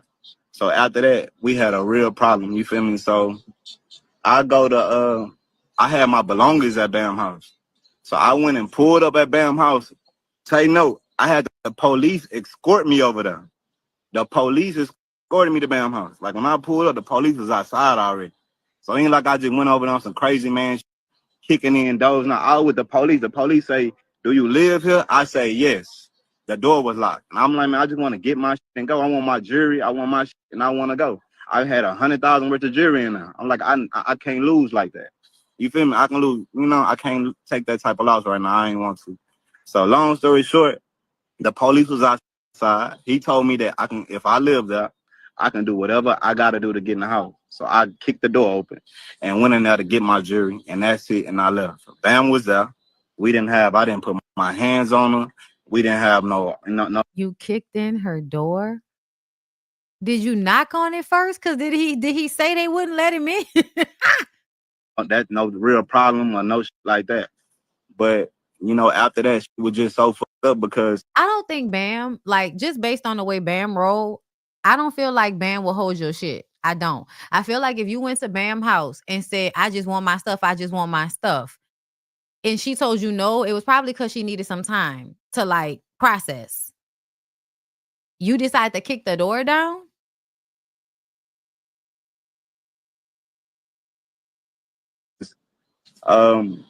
she did take Zell's side. You feel me? So at the end, I didn't like me as a man. I love Bam to death, but I don't respect that. You feel me? I didn't with that. I'm your nigga. I'm your fiance, bro. You don't go taking no nigga back who telling you shit, false and negative shit about me over and over and over again, bro. That shit whack as like how you coming in between me and my girl got going on. And then you know, and Bam, when he first hit her with that shit, she told me or whatever. And I had to try not to say something. Imagine seeing somebody and I'm trying not to say nothing because I don't want him to know Bam telling me what the going on or whatever. You feel me? So man, that's how that shit happened. And then as far as Bam go, I love Bam, and I'm gonna forever have the most respect for her because you know that's my dog. Like we cool, we tight. I just got through talking about her. She the one who told me to go live and tell the real. You feel me? So at the end of the day, it is what it is. But all that shit was over a push this nigga hating. You feel me? I don't know. Okay, enough. I've had enough. And I'm reading some of these comments. I'm gonna just say this. I think a lot of y'all are running to believe this man for a few reasons, but I'm sorry. I don't think Zell be out here lying. Y'all say Zell messy. Zell absolutely is messy, but Zell don't be lying on these niggas. There hasn't been a time yet that Zell was actually lying on these niggas. And to me, what happens more often than not is that niggas are liars and not to be trusted. And then y'all don't want women to believe their friends because their friends have their best interests at heart. No, you want to make the friends seem like they just bitter and they don't want nobody to be in love and all of this. Like Zell don't be chasing Saucy Santana's ass around Atlanta, Miami, and New York. Get the fuck out of here. Like, no, I'm sorry. I'm smarter than that. I'm not falling for that shit. I don't know what's going on. I would love to hear from Bambi, okay, to know what's really going on. But in my mind, just listening to this man, absolutely not. Absolutely not. Absolutely not. No, I don't believe nothing. I don't believe it. I don't believe that you weren't cheating. I don't believe that everybody just hating on you. We actually got to see you in real life, in real person, you know, in real life on the TV show. The moment for me that let me know how he was immature and she really should see it as like this nigga not gonna be able to meet you where you trying to be met at, right? So you should kind of like, I don't know, think about this a little bit more. And let me tell you the reason why. When he was drunk and he know him and Bambi was allegedly not having sex. And him and Zane had beefed. So in order for him and Zane to get back on the good foot, Zane says, oh yeah, you was hitting it, bruh. You was hitting it. Some stupid shit like that. And even though Ray knows that he and Bam are not having sex, instead of saying, nah, man, it ain't like that. It ain't like that. That's my girl. We ain't doing all that.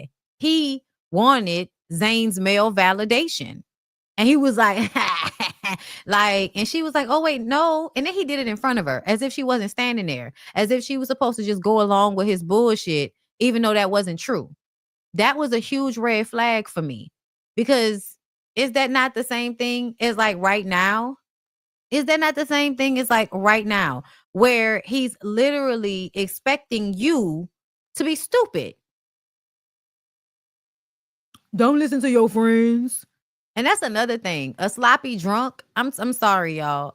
You know, we all fuck up sometimes. But as a man, if you are a woman and has ever been out with a man, whenever they decide they want to get like sloppy drunk, and it's like not that they had, you know, one too many and they didn't eat, and this doesn't usually happen. But no, niggas that actually go out and drink a lot and get to like a disgustingly like sloppy drunk point to the part they like and all of that. That shit not attractive to me. I like people to be in control of themselves.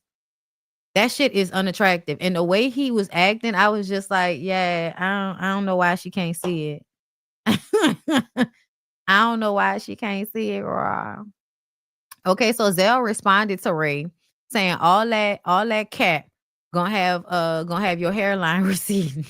That to so now why am I in it? And you could have did it. See how I get wrong and stuff? You never apologized. It's a bunch of bullshit going That's interesting. on. That so now why am I in it? And you could have did it. See how I get wrong and stuff? That's interesting. That's interesting for that to be Zell's response. I was expecting Zell to do what he always do and be like, girl, fuck that nigga. I said what I said. To me, that's absolutely given. That may not be the case, but y'all are doing what I think y'all are doing. Y'all are doing what I think y'all are doing, which is using Zell as a scapegoat because he's gay. Y'all are using Zell as a scapegoat because he's gay. I feel like it's punching down. It's like, I know how ignorant everybody is. So all I got to do is like blame the gay guy and they going to believe it because he messy. And then they not going to really look at me. They're going to think that I'm telling the truth. And I'm just this good man, Savannah girl that, is trying to be right for this woman. I'm just a little flawed. And her friends just hating because everybody wants you to be single and bitter.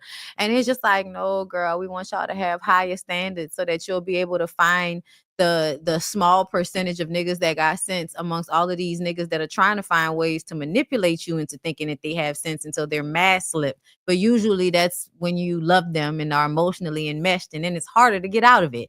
So yeah, you could listen, you could not. It's up to you.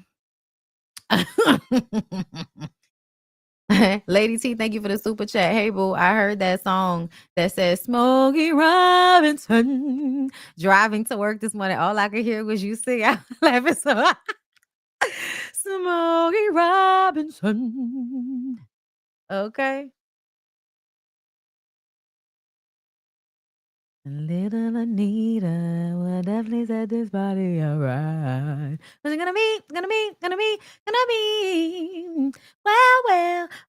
Well. So in love, still in love. I haven't forgotten about Tyler Perry, baby. I'm gonna get to it. Calm down.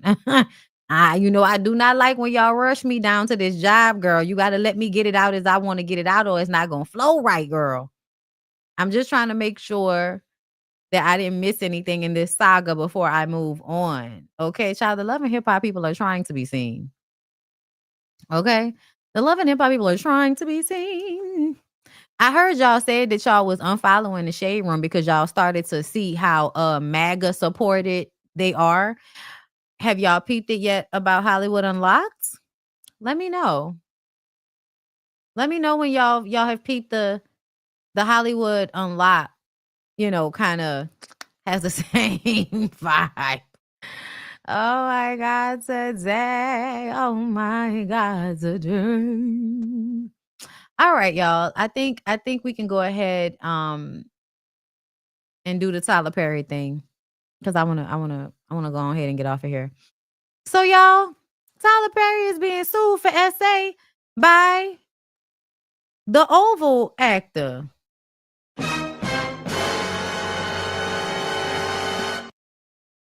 Are you surprised? Let me know in the chat. Are you surprised?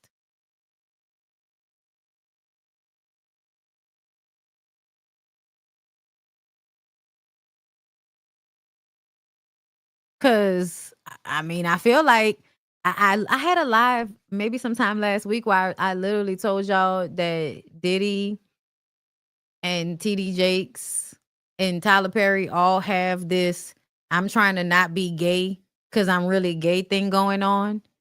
And whenever y'all like bastardize anything, you take how it can be a good thing and you make it bad. You drape it in all of this,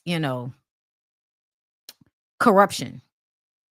These men obviously are suppressing their own attraction to men, and they are relying on each other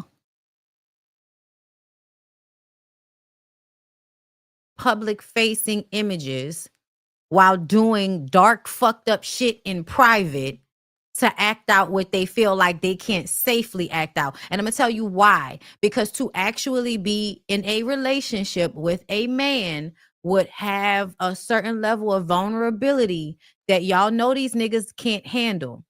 Tyler Perry pretends to give y'all vulnerability, but the way he refuses to let other people write for him is a signifier that he needs to control shit. And when you need to control shit like that, it's because you don't want to be vulnerable in some respects. So you got to pay attention to how all of these niggas be having the same type of issues, and they all, clicked up and they on state. Like Tyler Perry is connected to TD Jakes. TD Jakes is connected to Diddy. Diddy is connected to Kanye, right? Because I know y'all heard about Kanye. Girl. I'm gonna play a video for y'all about Kanye because I don't even feel like explaining it myself. But after we finish this, So let me go to the other one that explains it, and so y'all can see the actor. And was that the one we saw him on a boat with? Because we saw him on a boat with, oh bitch, there are text messages. My God, today. According to TMZ, Derek Dixon is suing Tyler Perry for $260 million. Okay, I guess he's doing what Christian was too scared to do. Christian Keys. That's my guess. I'm guessing. It's my opinion. I don't know just yet, but that's what it feels like. He says he met the famous show creator back in 2019 and was picked out of a crowd. He claims Tyler asked for his number and he ended up giving him a small role on a show called Ruthless in 2020. That was one of the shows that made me feel how off Tyler Perry is in his spirit. Perry allegedly invited Dixon to his house in Atlanta. Dixon says he had hopes of building a friendship, but ended up getting drunk and sleeping on Perry's guest room. He claims that at some point, Perry got into the bed and rubbed on his thigh, but he rejected the alleged advance. This happens all the time. Despite the first situation at Perry's home, Dixon says Perry was still interested in him and gave him a role on the Oval. While he was excited about the role, he says it came with texts from Tyler that were sexually suggestive. Tyler allegedly told him that he likes to have sex with men and ask about his sexual preferences. And this is another thing, y'all. This power dynamic is an issue because if you're offering this man a job, how he answers these questions and how he responds to them is going to be different because of the power imbalance. You're offering him an opportunity. You're dangling a possible career and a good paycheck in front of his face. And then on the back end, you are sexually harassing him. That's the power imbalance that we're talking about, y'all. Okay? When it comes to these men doing this shit to people who they're employing. Okay, hola. While he was excited about the role, he says it came with text from Tyler that was sexually suggestive. Tyler allegedly told him that he likes to have sex with men and asked about his sexual preferences. Instead of completely rejecting Tyler, Dixon says he told him that he wasn't the sexual type instead. He said he claims he feared that his career would suffer if he complained.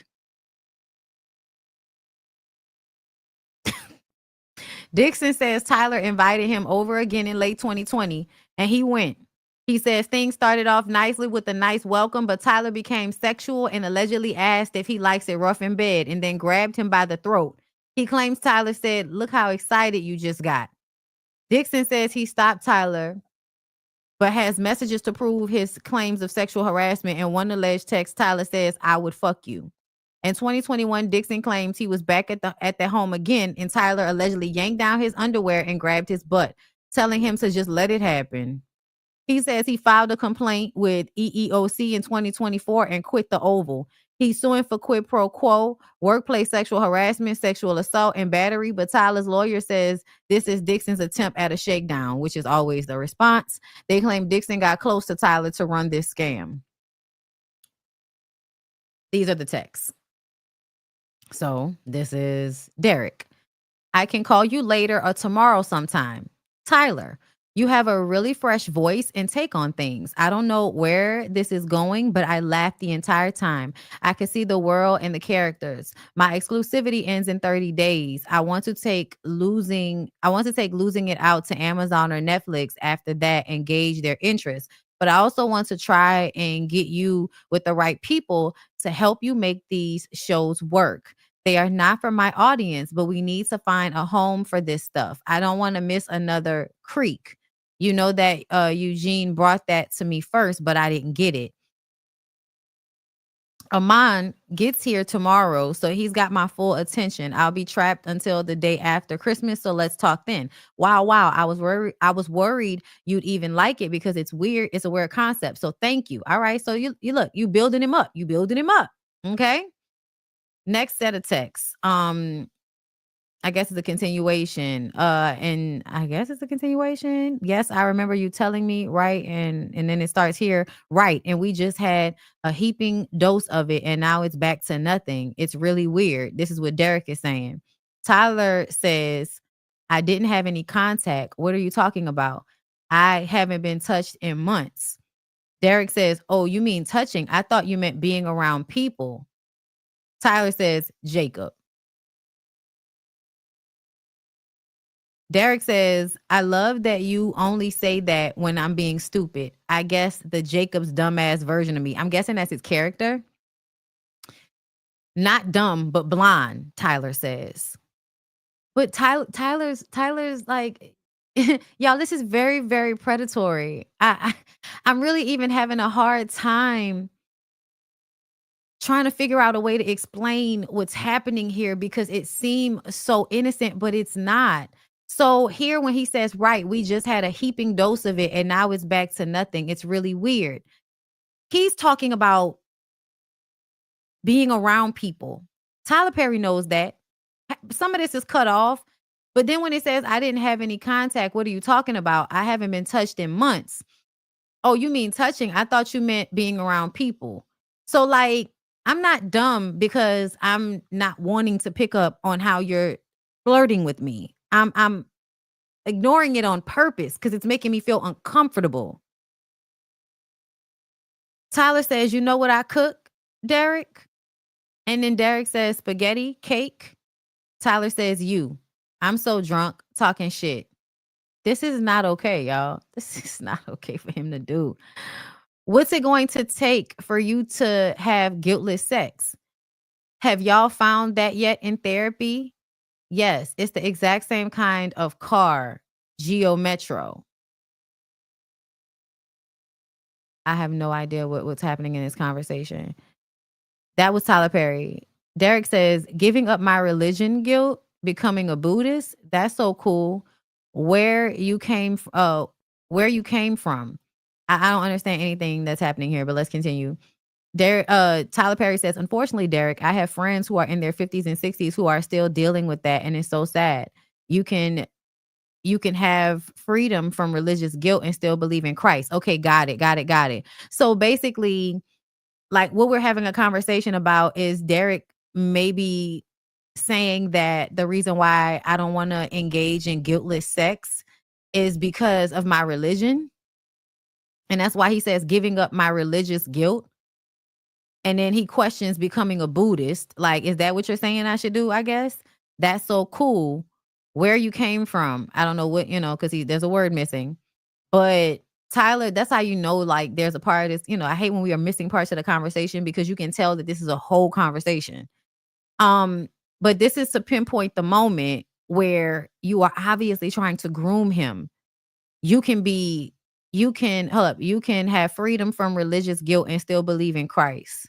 And then also saying, what's it going to take for you to have guiltless sex? He's grooming him. Tyler says, nice. Santa Monica is nice. I'm glad you're going out there. How is your no? Is it stronger? You got to have a strong no. Y'all, like, what the fuck is this? Oh my God. That's what Tyler said. Derek says, yes, it's strong. My mom literally thinks I'm going to sell my soul to the Illuminati. She heard Kanye say that it's real. Tyler says, well, I don't think that, but I do think that you have to be able to say no and mean it and make it clear. It's so funny when people give you advice that they really don't want you to take. It's almost like a test. Derek says, I'll only say yes if it gets me an Oscar. Just kidding. I hear you. Tyler says, well, the only one who could have gotten that for you through sex is in prison.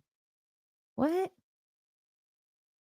Well, the only one who could have gotten that for you through sex is in prison. Oh, Harvey Weinstein. Harvey Weinstein can get you an Oscar for his movies if you fuck him. Got it. So just stick to the no unless you are really into him. Y'all, Tyler is absolutely taking advantage of this power position with this actor. So the next set, Tyler says, I would hope that you would let someone hold you and make love to you. You are missing the best years of your life, my friend. Trust me. I hope you get past that block in your mind soon. He's definitely trying to convince him to be open about being gay or be honest with himself about being gay. And then Derek says, well, it's not this person, but yes, I want that too. I'm working on it. Therapy is helping. Tyler says, why did that photo make me jealous? You two together? Derek says, ha, I don't know. It's just Brad, LOL. Tyler says, LOL. Tyler is flirting, and I feel like this man sometimes flirts back, but I also feel like the power position means that I can't take his flirting back as a genuine, I'm trying to allure you. You know, I'm trying to like pull you in. That's not what it feels like. It feels like Tyler is the one trying to pull him in. And he keeps kind of going back and forth with trying to rebuff him, but also kind of trying to have some actual vulnerable interactions with him. But I can still feel how Tyler Perry is trying to convince him of something, which makes me feel like he is continuously crossing his boundaries. That's what this feels like. Derek says he just wanted to go for a quick walk to get his steps in, and now I'm walking to Chipotle by myself. Tyler said, thick Derek, get that Chipotle. Derek says, ha, you can tell from that photo. Tyler says, no, I can't, only from your jeans. Derek says, ha, that's how I measure too. If I'm not filling them out, I'm not working hard enough. Because, right, don't nobody want no flat booty, not even men. Tyler says, right, to make men. What? I can't see what that says, but it says to make men something. Then Derek says, well, it's not this person, but yes, I want that. Wait, I read that. No, not that person. Just saying, I feel sorry for that person that you choose. And I won't even, here's Derek. I'm sorry, y'all. I'm kind of all over the place with this because I thought I had read this already. But anyway, Tyler says, I feel sorry for that person you choose. Derek says, and I won't even take an aspirin from someone anymore. Ha, I would cry if that wasn't so funny. Why? Why does it feel like they're talking about the possibility of being drugged? And then Tyler says, what I mean by that is that you're so beautiful. When you finally are able to unlock your mind, you're going to make that person crazy.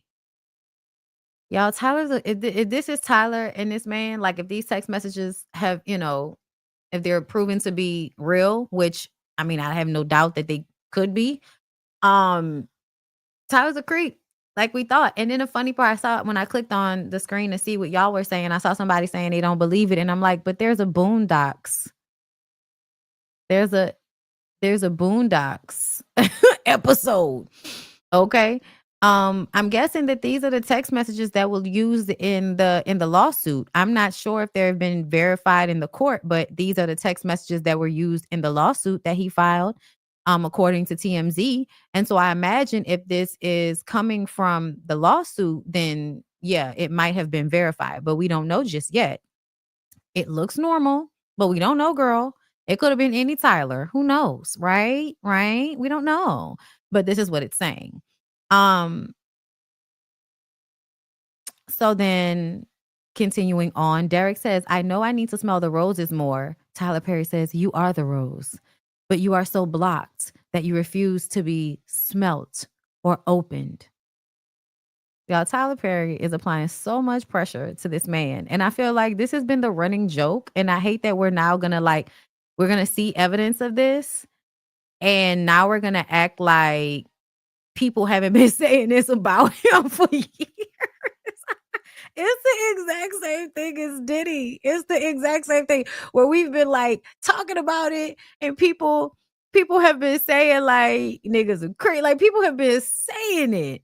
And now that you get the evidence, there's gonna be a group of people that are gonna act like they never heard this shit before. Girl, this is exactly what the people were saying on Boondocks. This is exactly what Christian Keys was talking about in his live. Girl. Tyler Perry said, I feel so good, but I don't like being horny. I feel sorry for the first person that flirts with me. Derek just says, LOL. And then Tyler says, you don't even understand. You're trying to get a reaction out of him. Let me read the top of this. They make money from the advertising, lots of money. I love how I feel right now, but I don't like being horny. Do y'all see how they'll be talking about something completely different? Derek said, how do they make money then? Subscriptions? And then Tyler Perry says, they make money from advertising, lots of money. And then he says, I love how I feel right now, but I don't like being horny. And then he says testosterone. Like, what is that? What subscriptions are we talking about? Like, what are we talking about here? Derek says, oh, yeah, from the doctor. But is it making you feel better? He says, I feel so good, but I don't like being horny. I guess they were talking about testosterone and how it makes you horny. But this is also him again with this sexual conversation. And this man does not seem to really be wanting to have these conversations, but he's engaging in them. Okay. Tyler says, tried you, call me. Derek says, hey, I think the hangover hit me harder than I thought. Can we talk later? Tyler says, yeah, it was quick, but okay. Really need to talk to you, my friend. Please call as soon as you can. Trying to do rooms on the boat. If I invite Bill, would you be okay sharing a room with him or not? Y'all, this is over the course of 3 days, these messages. And the guy is ignoring him. And I really think it's because the guy said that he woke up drugged. Right? That's what he said. He said he was drugged. This feels like I woke up. I feel like something happened. Tyler is like, I did something. And so I'm going to keep checking in with you. This was on June 5th. Then Tyler says, really need to talk to you, my friend. Please call as soon as you can. That was June 6th. June 8th. Trying to do rooms on the boat. If I invite Bill, would you be okay with sharing a room with him or not? This is forcing a response. Derek says, hey, I appreciate the invite, but I think I need some more time. I don't think I can go on a trip. This is the man letting you know he doesn't feel comfortable. He don't want to be around you anymore. Then these look weird. I don't know why. Did you find a place? I'm good. Probably won't see me. I'll be filming. That's Tyler Perry. Sad face from Derek. Tyler Perry. Sorry. You know I have 9 jobs. He says, Derek says, I did find a place in Santa Monica. Something worked too much, or I can't really tell work too much. Tyler says, nice. Santa Monica is nice. I think they are cutting these up and putting them out of order. That's why I feel like I'm reading them over and over again. Okay, so this is more messages, but I swear to you, I know how to fix this shit. I love killing a motherfucker in a show that no one expects. That's obviously Tyler Perry. This is Derek. You could be sipping Mai Tais, counting coconuts right now. Tyler Perry. Think about that last episode. They are all shot. All. We don't know who lives. Yeah, I told y'all that Tyler Perry is sadistic. Derek says, exactly. I'm scared. They should be too. Tyler says, nope, they're not. Derek says, last I checked, we all got the same bullets in us. And then this is another conversation. Tyler Perry, treat myself right. What are you doing? Derek says, just talking to my sister. Tyler Perry, eye roll, fine, good night. Y'all gonna act like this is how a normal person should, like, y'all do not go together. That's not what it's given. And even if y'all do, why are you a grown-ass man typing eye roll, fine, good night? Like, you're a fucking teenager. I'll go through the 600 people in my phone book and be annoyed that I don't want to talk to any of them. Then Derek says, trying to get off so I can go to sleep. Tyler says, I understand. Derek says, like, apparently you're not the only one that's been drinking tonight. Tyler says, I just started. Derek says, they didn't. Tyler says, listen to me. If you let the cast know that you and I have a new friendship, then you are opening yourself up to a lot of questions and foolishness. You want them to know that you are there because of your talent and not because we have a friendship or because Tony got me to give you a job. Who the fuck is Tony? Y'all, who the fuck is Tony? Clock that. Who the fuck is Tony? You earned your spot like everyone else. Don't give people an opportunity to play you small or they will. I can't teach you everything. Unfortunately, there are some things you'll have to learn for yourself.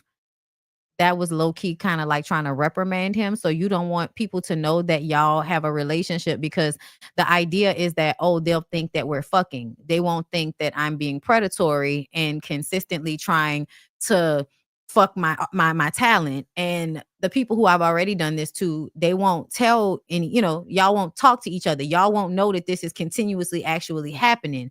And then I do feel like there's something, what did I tell y'all on the Ooh Liddy's first panel about this nigga, bro? Okay, because when we go back to work, I'm not going to know you. I don't have any friends that work for me. Professionalism is key, which tells me he is going to treat you badly once you get back on the set. He gonna do all of this weird, predatory, I like you so much, you're so great shit on the back end. And then when y'all get in front people, he's gonna treat you like shit. And it's going to groom you to deal with how he shows up in these very disconnected ways. You'll then like make excuses for when he does certain shit that's fucked up. If this man were gay and were to engage in this relationship, I would still feel like Tyler Perry is being predatory through everything I'm reading here. So Derek says, you're totally right. Tyler says, I hope you got it, my friend. Derek says, that makes total sense. Tyler says, just watch the behavior of everyone around me on set. Derek says, yeah, I will. Don't want to give anyone the opportunity because work is work. Tyler says, they are stupid to think that. I don't know what they're stupid to think, but this is what he's saying. They are stupid to think that. So stupid. I'm going to have to come to Jesus. I'm going to have a come to Jesus moment with them. I think I'm going to shoot them all.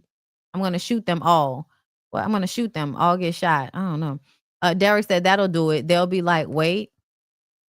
Tyler says, I may need to shoot the shoot out early. He says, like Tuesday. Derek says, like Tuesday. Derek says, or maybe okay, that Beyonce song on a loudspeaker for everyone. So are you getting back at your talent by having them all shot and killed on the show? Is that what I'm reading here? They've said this more than once. I told y'all that Tyler has a personal reason. Like, he has personal feelings behind the things that he does in his television shows and his movies and with the actors. What I told y'all about me feeling like the reason why he gave old boy a job was to get back at Tia Mowry. That's personal. That seems like something a person would do if they would also want to get back at people for talking shit about them by having them get shot up and killed during an episode of the show. And then when we come back the next episode, everybody can act like, oh, that's not what happened. Tyler Perry said, I was just about to text you this. And I can't see what that says, child. But yeah, so this man is accusing a Tyler Perry girl. Let me look and see right quick. Just let me see what some news sources are saying about the situation. Let's go to Deadline. Okay. I'm gonna skip the ad, right? I'm gonna skip the ad. No thanks, sweets. I just want to read. You know what? We're gonna go to People. You're doing too much. Okay. No, okay. Deadline left me alone. All right. So, a former longtime regular of Tyler Perry's White House drama, The Oval, is accusing the Madea star of SA, sexual harassment, and retaliation in a $260 million lawsuit. Okay. Perry vehemently denies. Using his influence, Mr. Perry provided vulnerable men with acting position roles, show contracts, cars, and money. Lawyers for Derek Dixon say of Perry's MO to their client and others in the 10-claim jury trial desiring complaint filed in LA Superior Court on June 13th. 10-claim jury. Oh, wow. Once the object of his desire was hooked, Tyler Perry would then put them in fear of losing it all unless they engage in Mr. Perry's perverted desire for sexual gratification. Mr. Perry would easily kill off a character in a show of an actor who failed to indulge Perry's sexual fantasies. Involving the names of Harvey Weinstein, Bill Cosby, R. Kelly, Sean P. Diddy, Combs, Kevin Spacey, Roger Ailes, and many others in the industry, Dixon's action details how Perry allegedly, on multiple occasions, Mr. Perry sexually assaulted Mr. Dixon, including one instance where he forcibly pulled off Mr. Dixon's clothes, groped his buttocks, and attempted to force himself on Dixon. In response, Perry's representatives called BS on Dixon and his accusations. This is an individual who got close to Tyler Perry for what now appears to be nothing more than setting up a scam. Now, we just read them text messages. That is not what that gave. It did not give that he was seeking you out the way you were seeking him out, Tyler. Okay? But that's just based on what them text messages say, girl. Okay? So Let me see. This is an individual who got close to Tyler Perry for what now appears to be nothing more than setting up a scam, says Matthew Boyd, attorney for the mogul and his TPS Production Services, LLC. But Tyler will not be shaken down, and we are confident these fabricated claims of harassment will fail. Such claims of harassment by Dixon are very specific and widespread. At the same time, it should be noted. For instance, at one point, Dixon says Perry promised the actor that he had greenlit the pilot that Perry knew Mr. Dixon had desperately wanted to produce.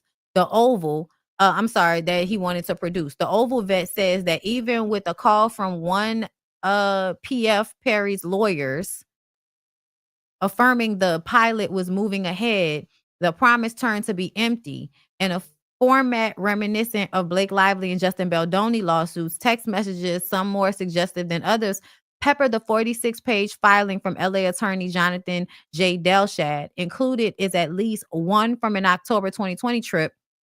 The two and others took to the Bahamas, where Perry allegedly got loaded and assaulted Dixon again. Okay, there even more. Nice picture. Yeah, the water does look calm. Tyler Perry says, hold up, y'all. Let me switch to this one. Look at the picture. So this is, y'all know Tyler Perry be up there thirst trapping, right? And then Derek says, nice picture, because Tyler Perry sent him the picture. Derek says, nice picture. Yeah, the water does look calm.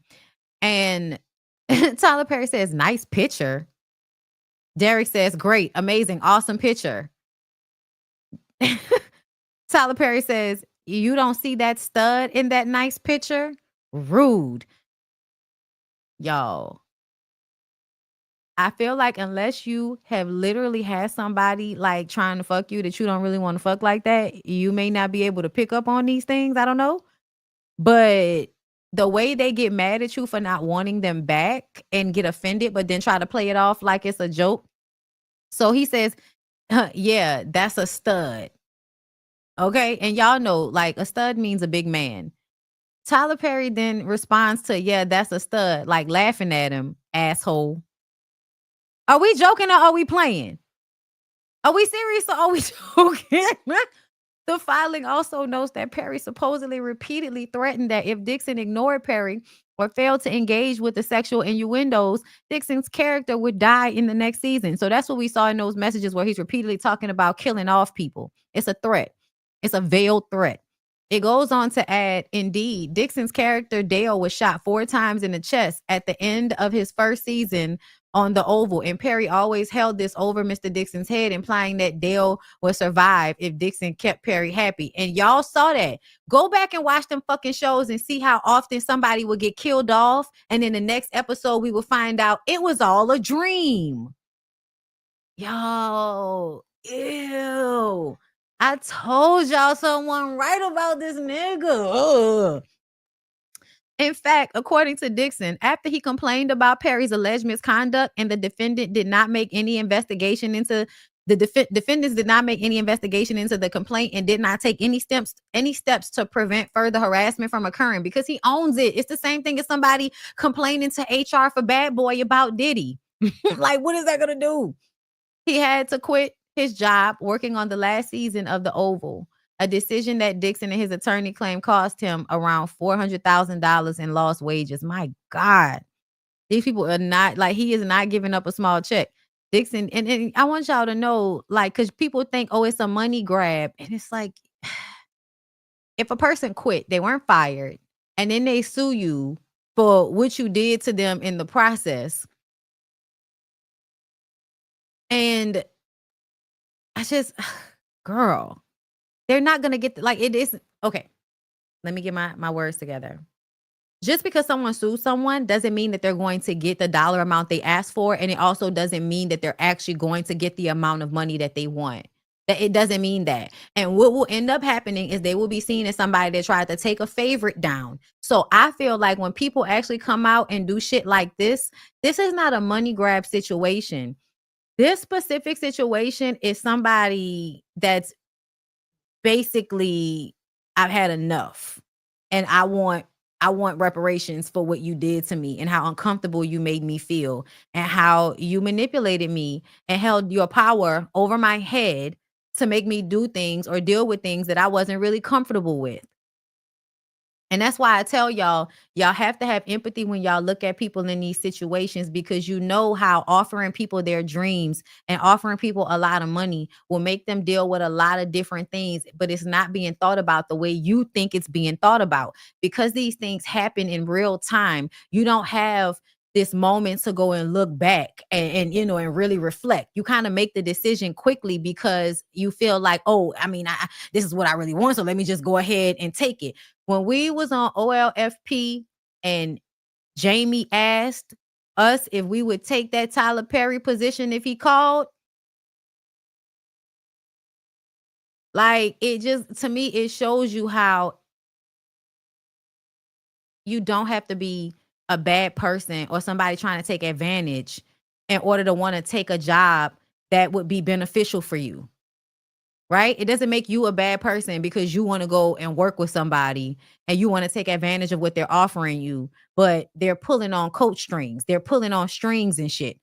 Because that conversation he was having with that man was so out of pocket and should not have been happening. The fact that it was happening at all should let you know that something is wrong with Tyler Perry.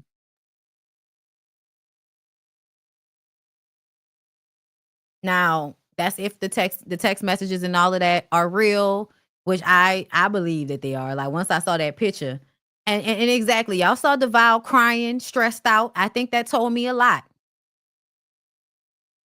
Dixon said Dixon did not want to be sexually harassed or be placed in danger of a sexual assault again. The filing states as his reason for leaving the show and giving up the money. Man. Wow. Let me see if I can find what people saying.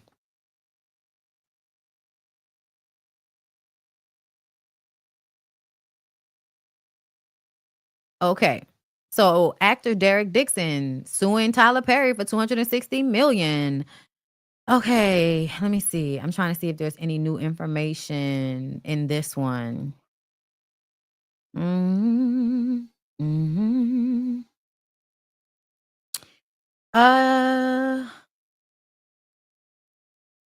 Okay, Dixon recounted a moment after filming the scene in which his character was shot. Perry invited him to his trailer where he allegedly pinned him to the wall of his trailer and began aggressively groping Dixon's buttocks in a sexual motion.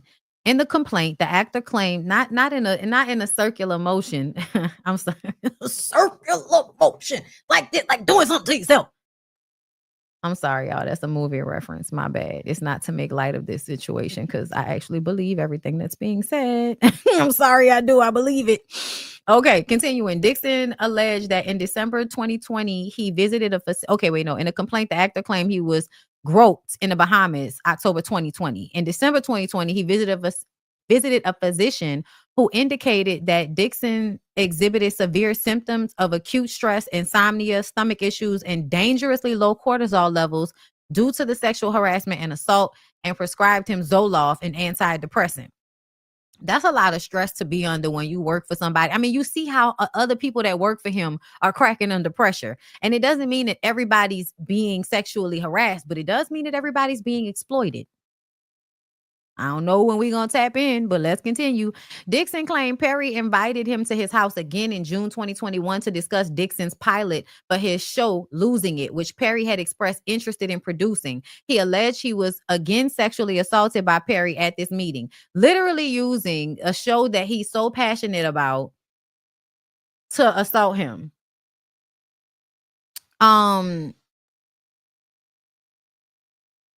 He alleged he was again sexually assaulted by Perry at this meeting. Over the next 5 months, Dixon said he suffered from severe depression, anxiety, stomach pains, nausea, and was diagnosed with post-traumatic stress disorder following the alleged incidents.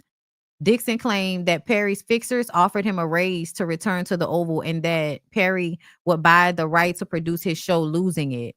To me, that sounds like exactly what Christian was talking about. Dixon continued to star on the Oval, but left during the show's final season, a move he claimed resulted in him losing out on close to $400,000. According to the complaint, the actor is suing Perry for quid pro quo sexual harassment, sexual battery, sexual assault, intentional infliction of emotional distress, retaliation, and more. Dixon is requesting a jury trial for damages. Yes, come on, jury trial. Come on, jury trial. Okay. All right. So that man, just in case y'all want to act like, remember when a lot of men, Terrence Howard and them, they would be talking about, what happens when you give up your manhood and how it, when you give up your manhood, sometimes you don't even have to give it up. But a person harassing you and constantly trying to cross your boundaries will have the same desired effect. And so that takes me to this right here. Y'all, I'm gonna tell y'all, this is one of them situations where I feel like they did something to this child at some point when he was on that show or before. But the way he was holding his shit together when he was on Empire and the way he is crashing out ever since, Brashear Gray. And I used to love me some Brashear girl. He is arrested again. Best known for playing Hakeem Lyon on Empire, is facing a new assault and battery charge in Chesapeake, Virginia. According to police, the charge was filed by a private citizen and not the result of an arrest. Gray previously made headlines in 2020 after being arrested for assaulting his wife. He also has been on the internet, I believe, doing like gay porn. I'm not sure if that's exactly correct, but yes. So that makes me feel like somebody did something to him because he's been crashing out and because he was so attractive. Nice looking, beautiful smile. Like when we used to see Hakeem on that show, there was a light in there. He has a gay OnlyFans page. Yeah, that's what I thought. He also was in New Edition. Yes, and he was good in that as well. I personally feel like somebody did something to this man, to this young man, and he is in turmoil within himself, right? But also, if he assaults a woman, that does not mean that he didn't do it and he shouldn't be held responsible. See what I'm saying? But I need y'all to recognize what's happening so that you can stop making excuses for people like Diddy and possibly Tyler Perry and Kanye and whoever else could possibly be doing something to these people. Because when you hurt people like that, you kind of like ruin them, like in a way, not in a way that can't be fixed, but in a way that they are now terrible and ruined for anybody that loves them or anybody that they love. They're never going to be able to handle the emotions and the thoughts and the things that they go through internally. They're going to do drugs so that they can kill the things on the side of them that are informing them on their feelings. Terrence Howard probably did something. Listen, because for Tyler to have, for Terrence Howard to talk about that and for me to feel like Brashear is a clear example of somebody who I feel like somebody took something from him. This boy could have been bisexual and somebody still could have took something from him that resulted in him being fucked up now. I'm glad y'all brought Justin Bieber up. We're going to take a quick break. Actually, we can't take a quick break. I got to go. I'll come back to y'all and talk to y'all about Bieber. But to me, I feel like as much as I feel like Brashear is a danger to the young women that he's around because he keeps being arrested on assault, what he's doing in his life gives self-destruction because something happened that I can't heal myself from. I don't know how to heal myself from. And it makes me look at Terrence Howard in a weird way, like almost as if you knew Brashear was bisexual. Somebody does something to Brashear, and now the way you're talking about it on a public platform is that he gave his manhood up, and that's why he is the way he is. Versus understanding that somebody can be bisexual and still be assaulted, harassed, and dehumanized, and that is how they end up with those issues that you feel like are them losing their manhood. I really feel like that's what happened. I really feel like Brashear might have been bisexual, taken advantage of, and how ignorant people calculate that is you shouldn't have never been bisexual and then you wouldn't have been taken advantage of. We know that that's not the case because women get taken advantage of. But the idea, I guess, is don't seek out sex and people can assault you. Is that the logic that backs up to? Don't seek out any sexual pleasure that you are actually comfortable with because then somebody will assault you. There would be no kids if we adopted that mindset that because we know that men can flip on us in any moment and are us. You know what I'm saying? Like that means we should never be in that space with a man at all. We see how that don't work out. Oh, I saw R. Kelly's, overdose or whatever child, I guess. I don't care. I'm gonna tell you the truth. I don't care. You're just trying to get out of jail. You're trying to escape accountability. And if you're trying to punk out, that's your business. But at first you was trying to make it seem like somebody was trying to kill you. And so now you trying to kill yourself. Everything is to get out of jail. Everything is so that you can come back outside and re-victimize somebody else. I don't give a damn. Overdose, stay your ass in jail. That's all I know. Stay your ass in jail. They saw Harvey Weinstein get a charge taken off as if he still don't have to do a 20-year sentence with his old, decrepit, rotten from the inside out looking ass. Like, give me a break. Give a fuck. Fuck that nigga. Fuck all them niggas, man. Get a grip. Anyway, okay, you guys. That's the conversation. I'm obviously gonna come back tomorrow. We'll talk about Justin Bieber. We'll talk about more developments, girl. Y'all go look for me on Scotty's channel, okay? Because I will be there. Aw, love you, Mom. All right, y'all. Y'all have a good one, and I will see y'all in the next one. Bye-bye.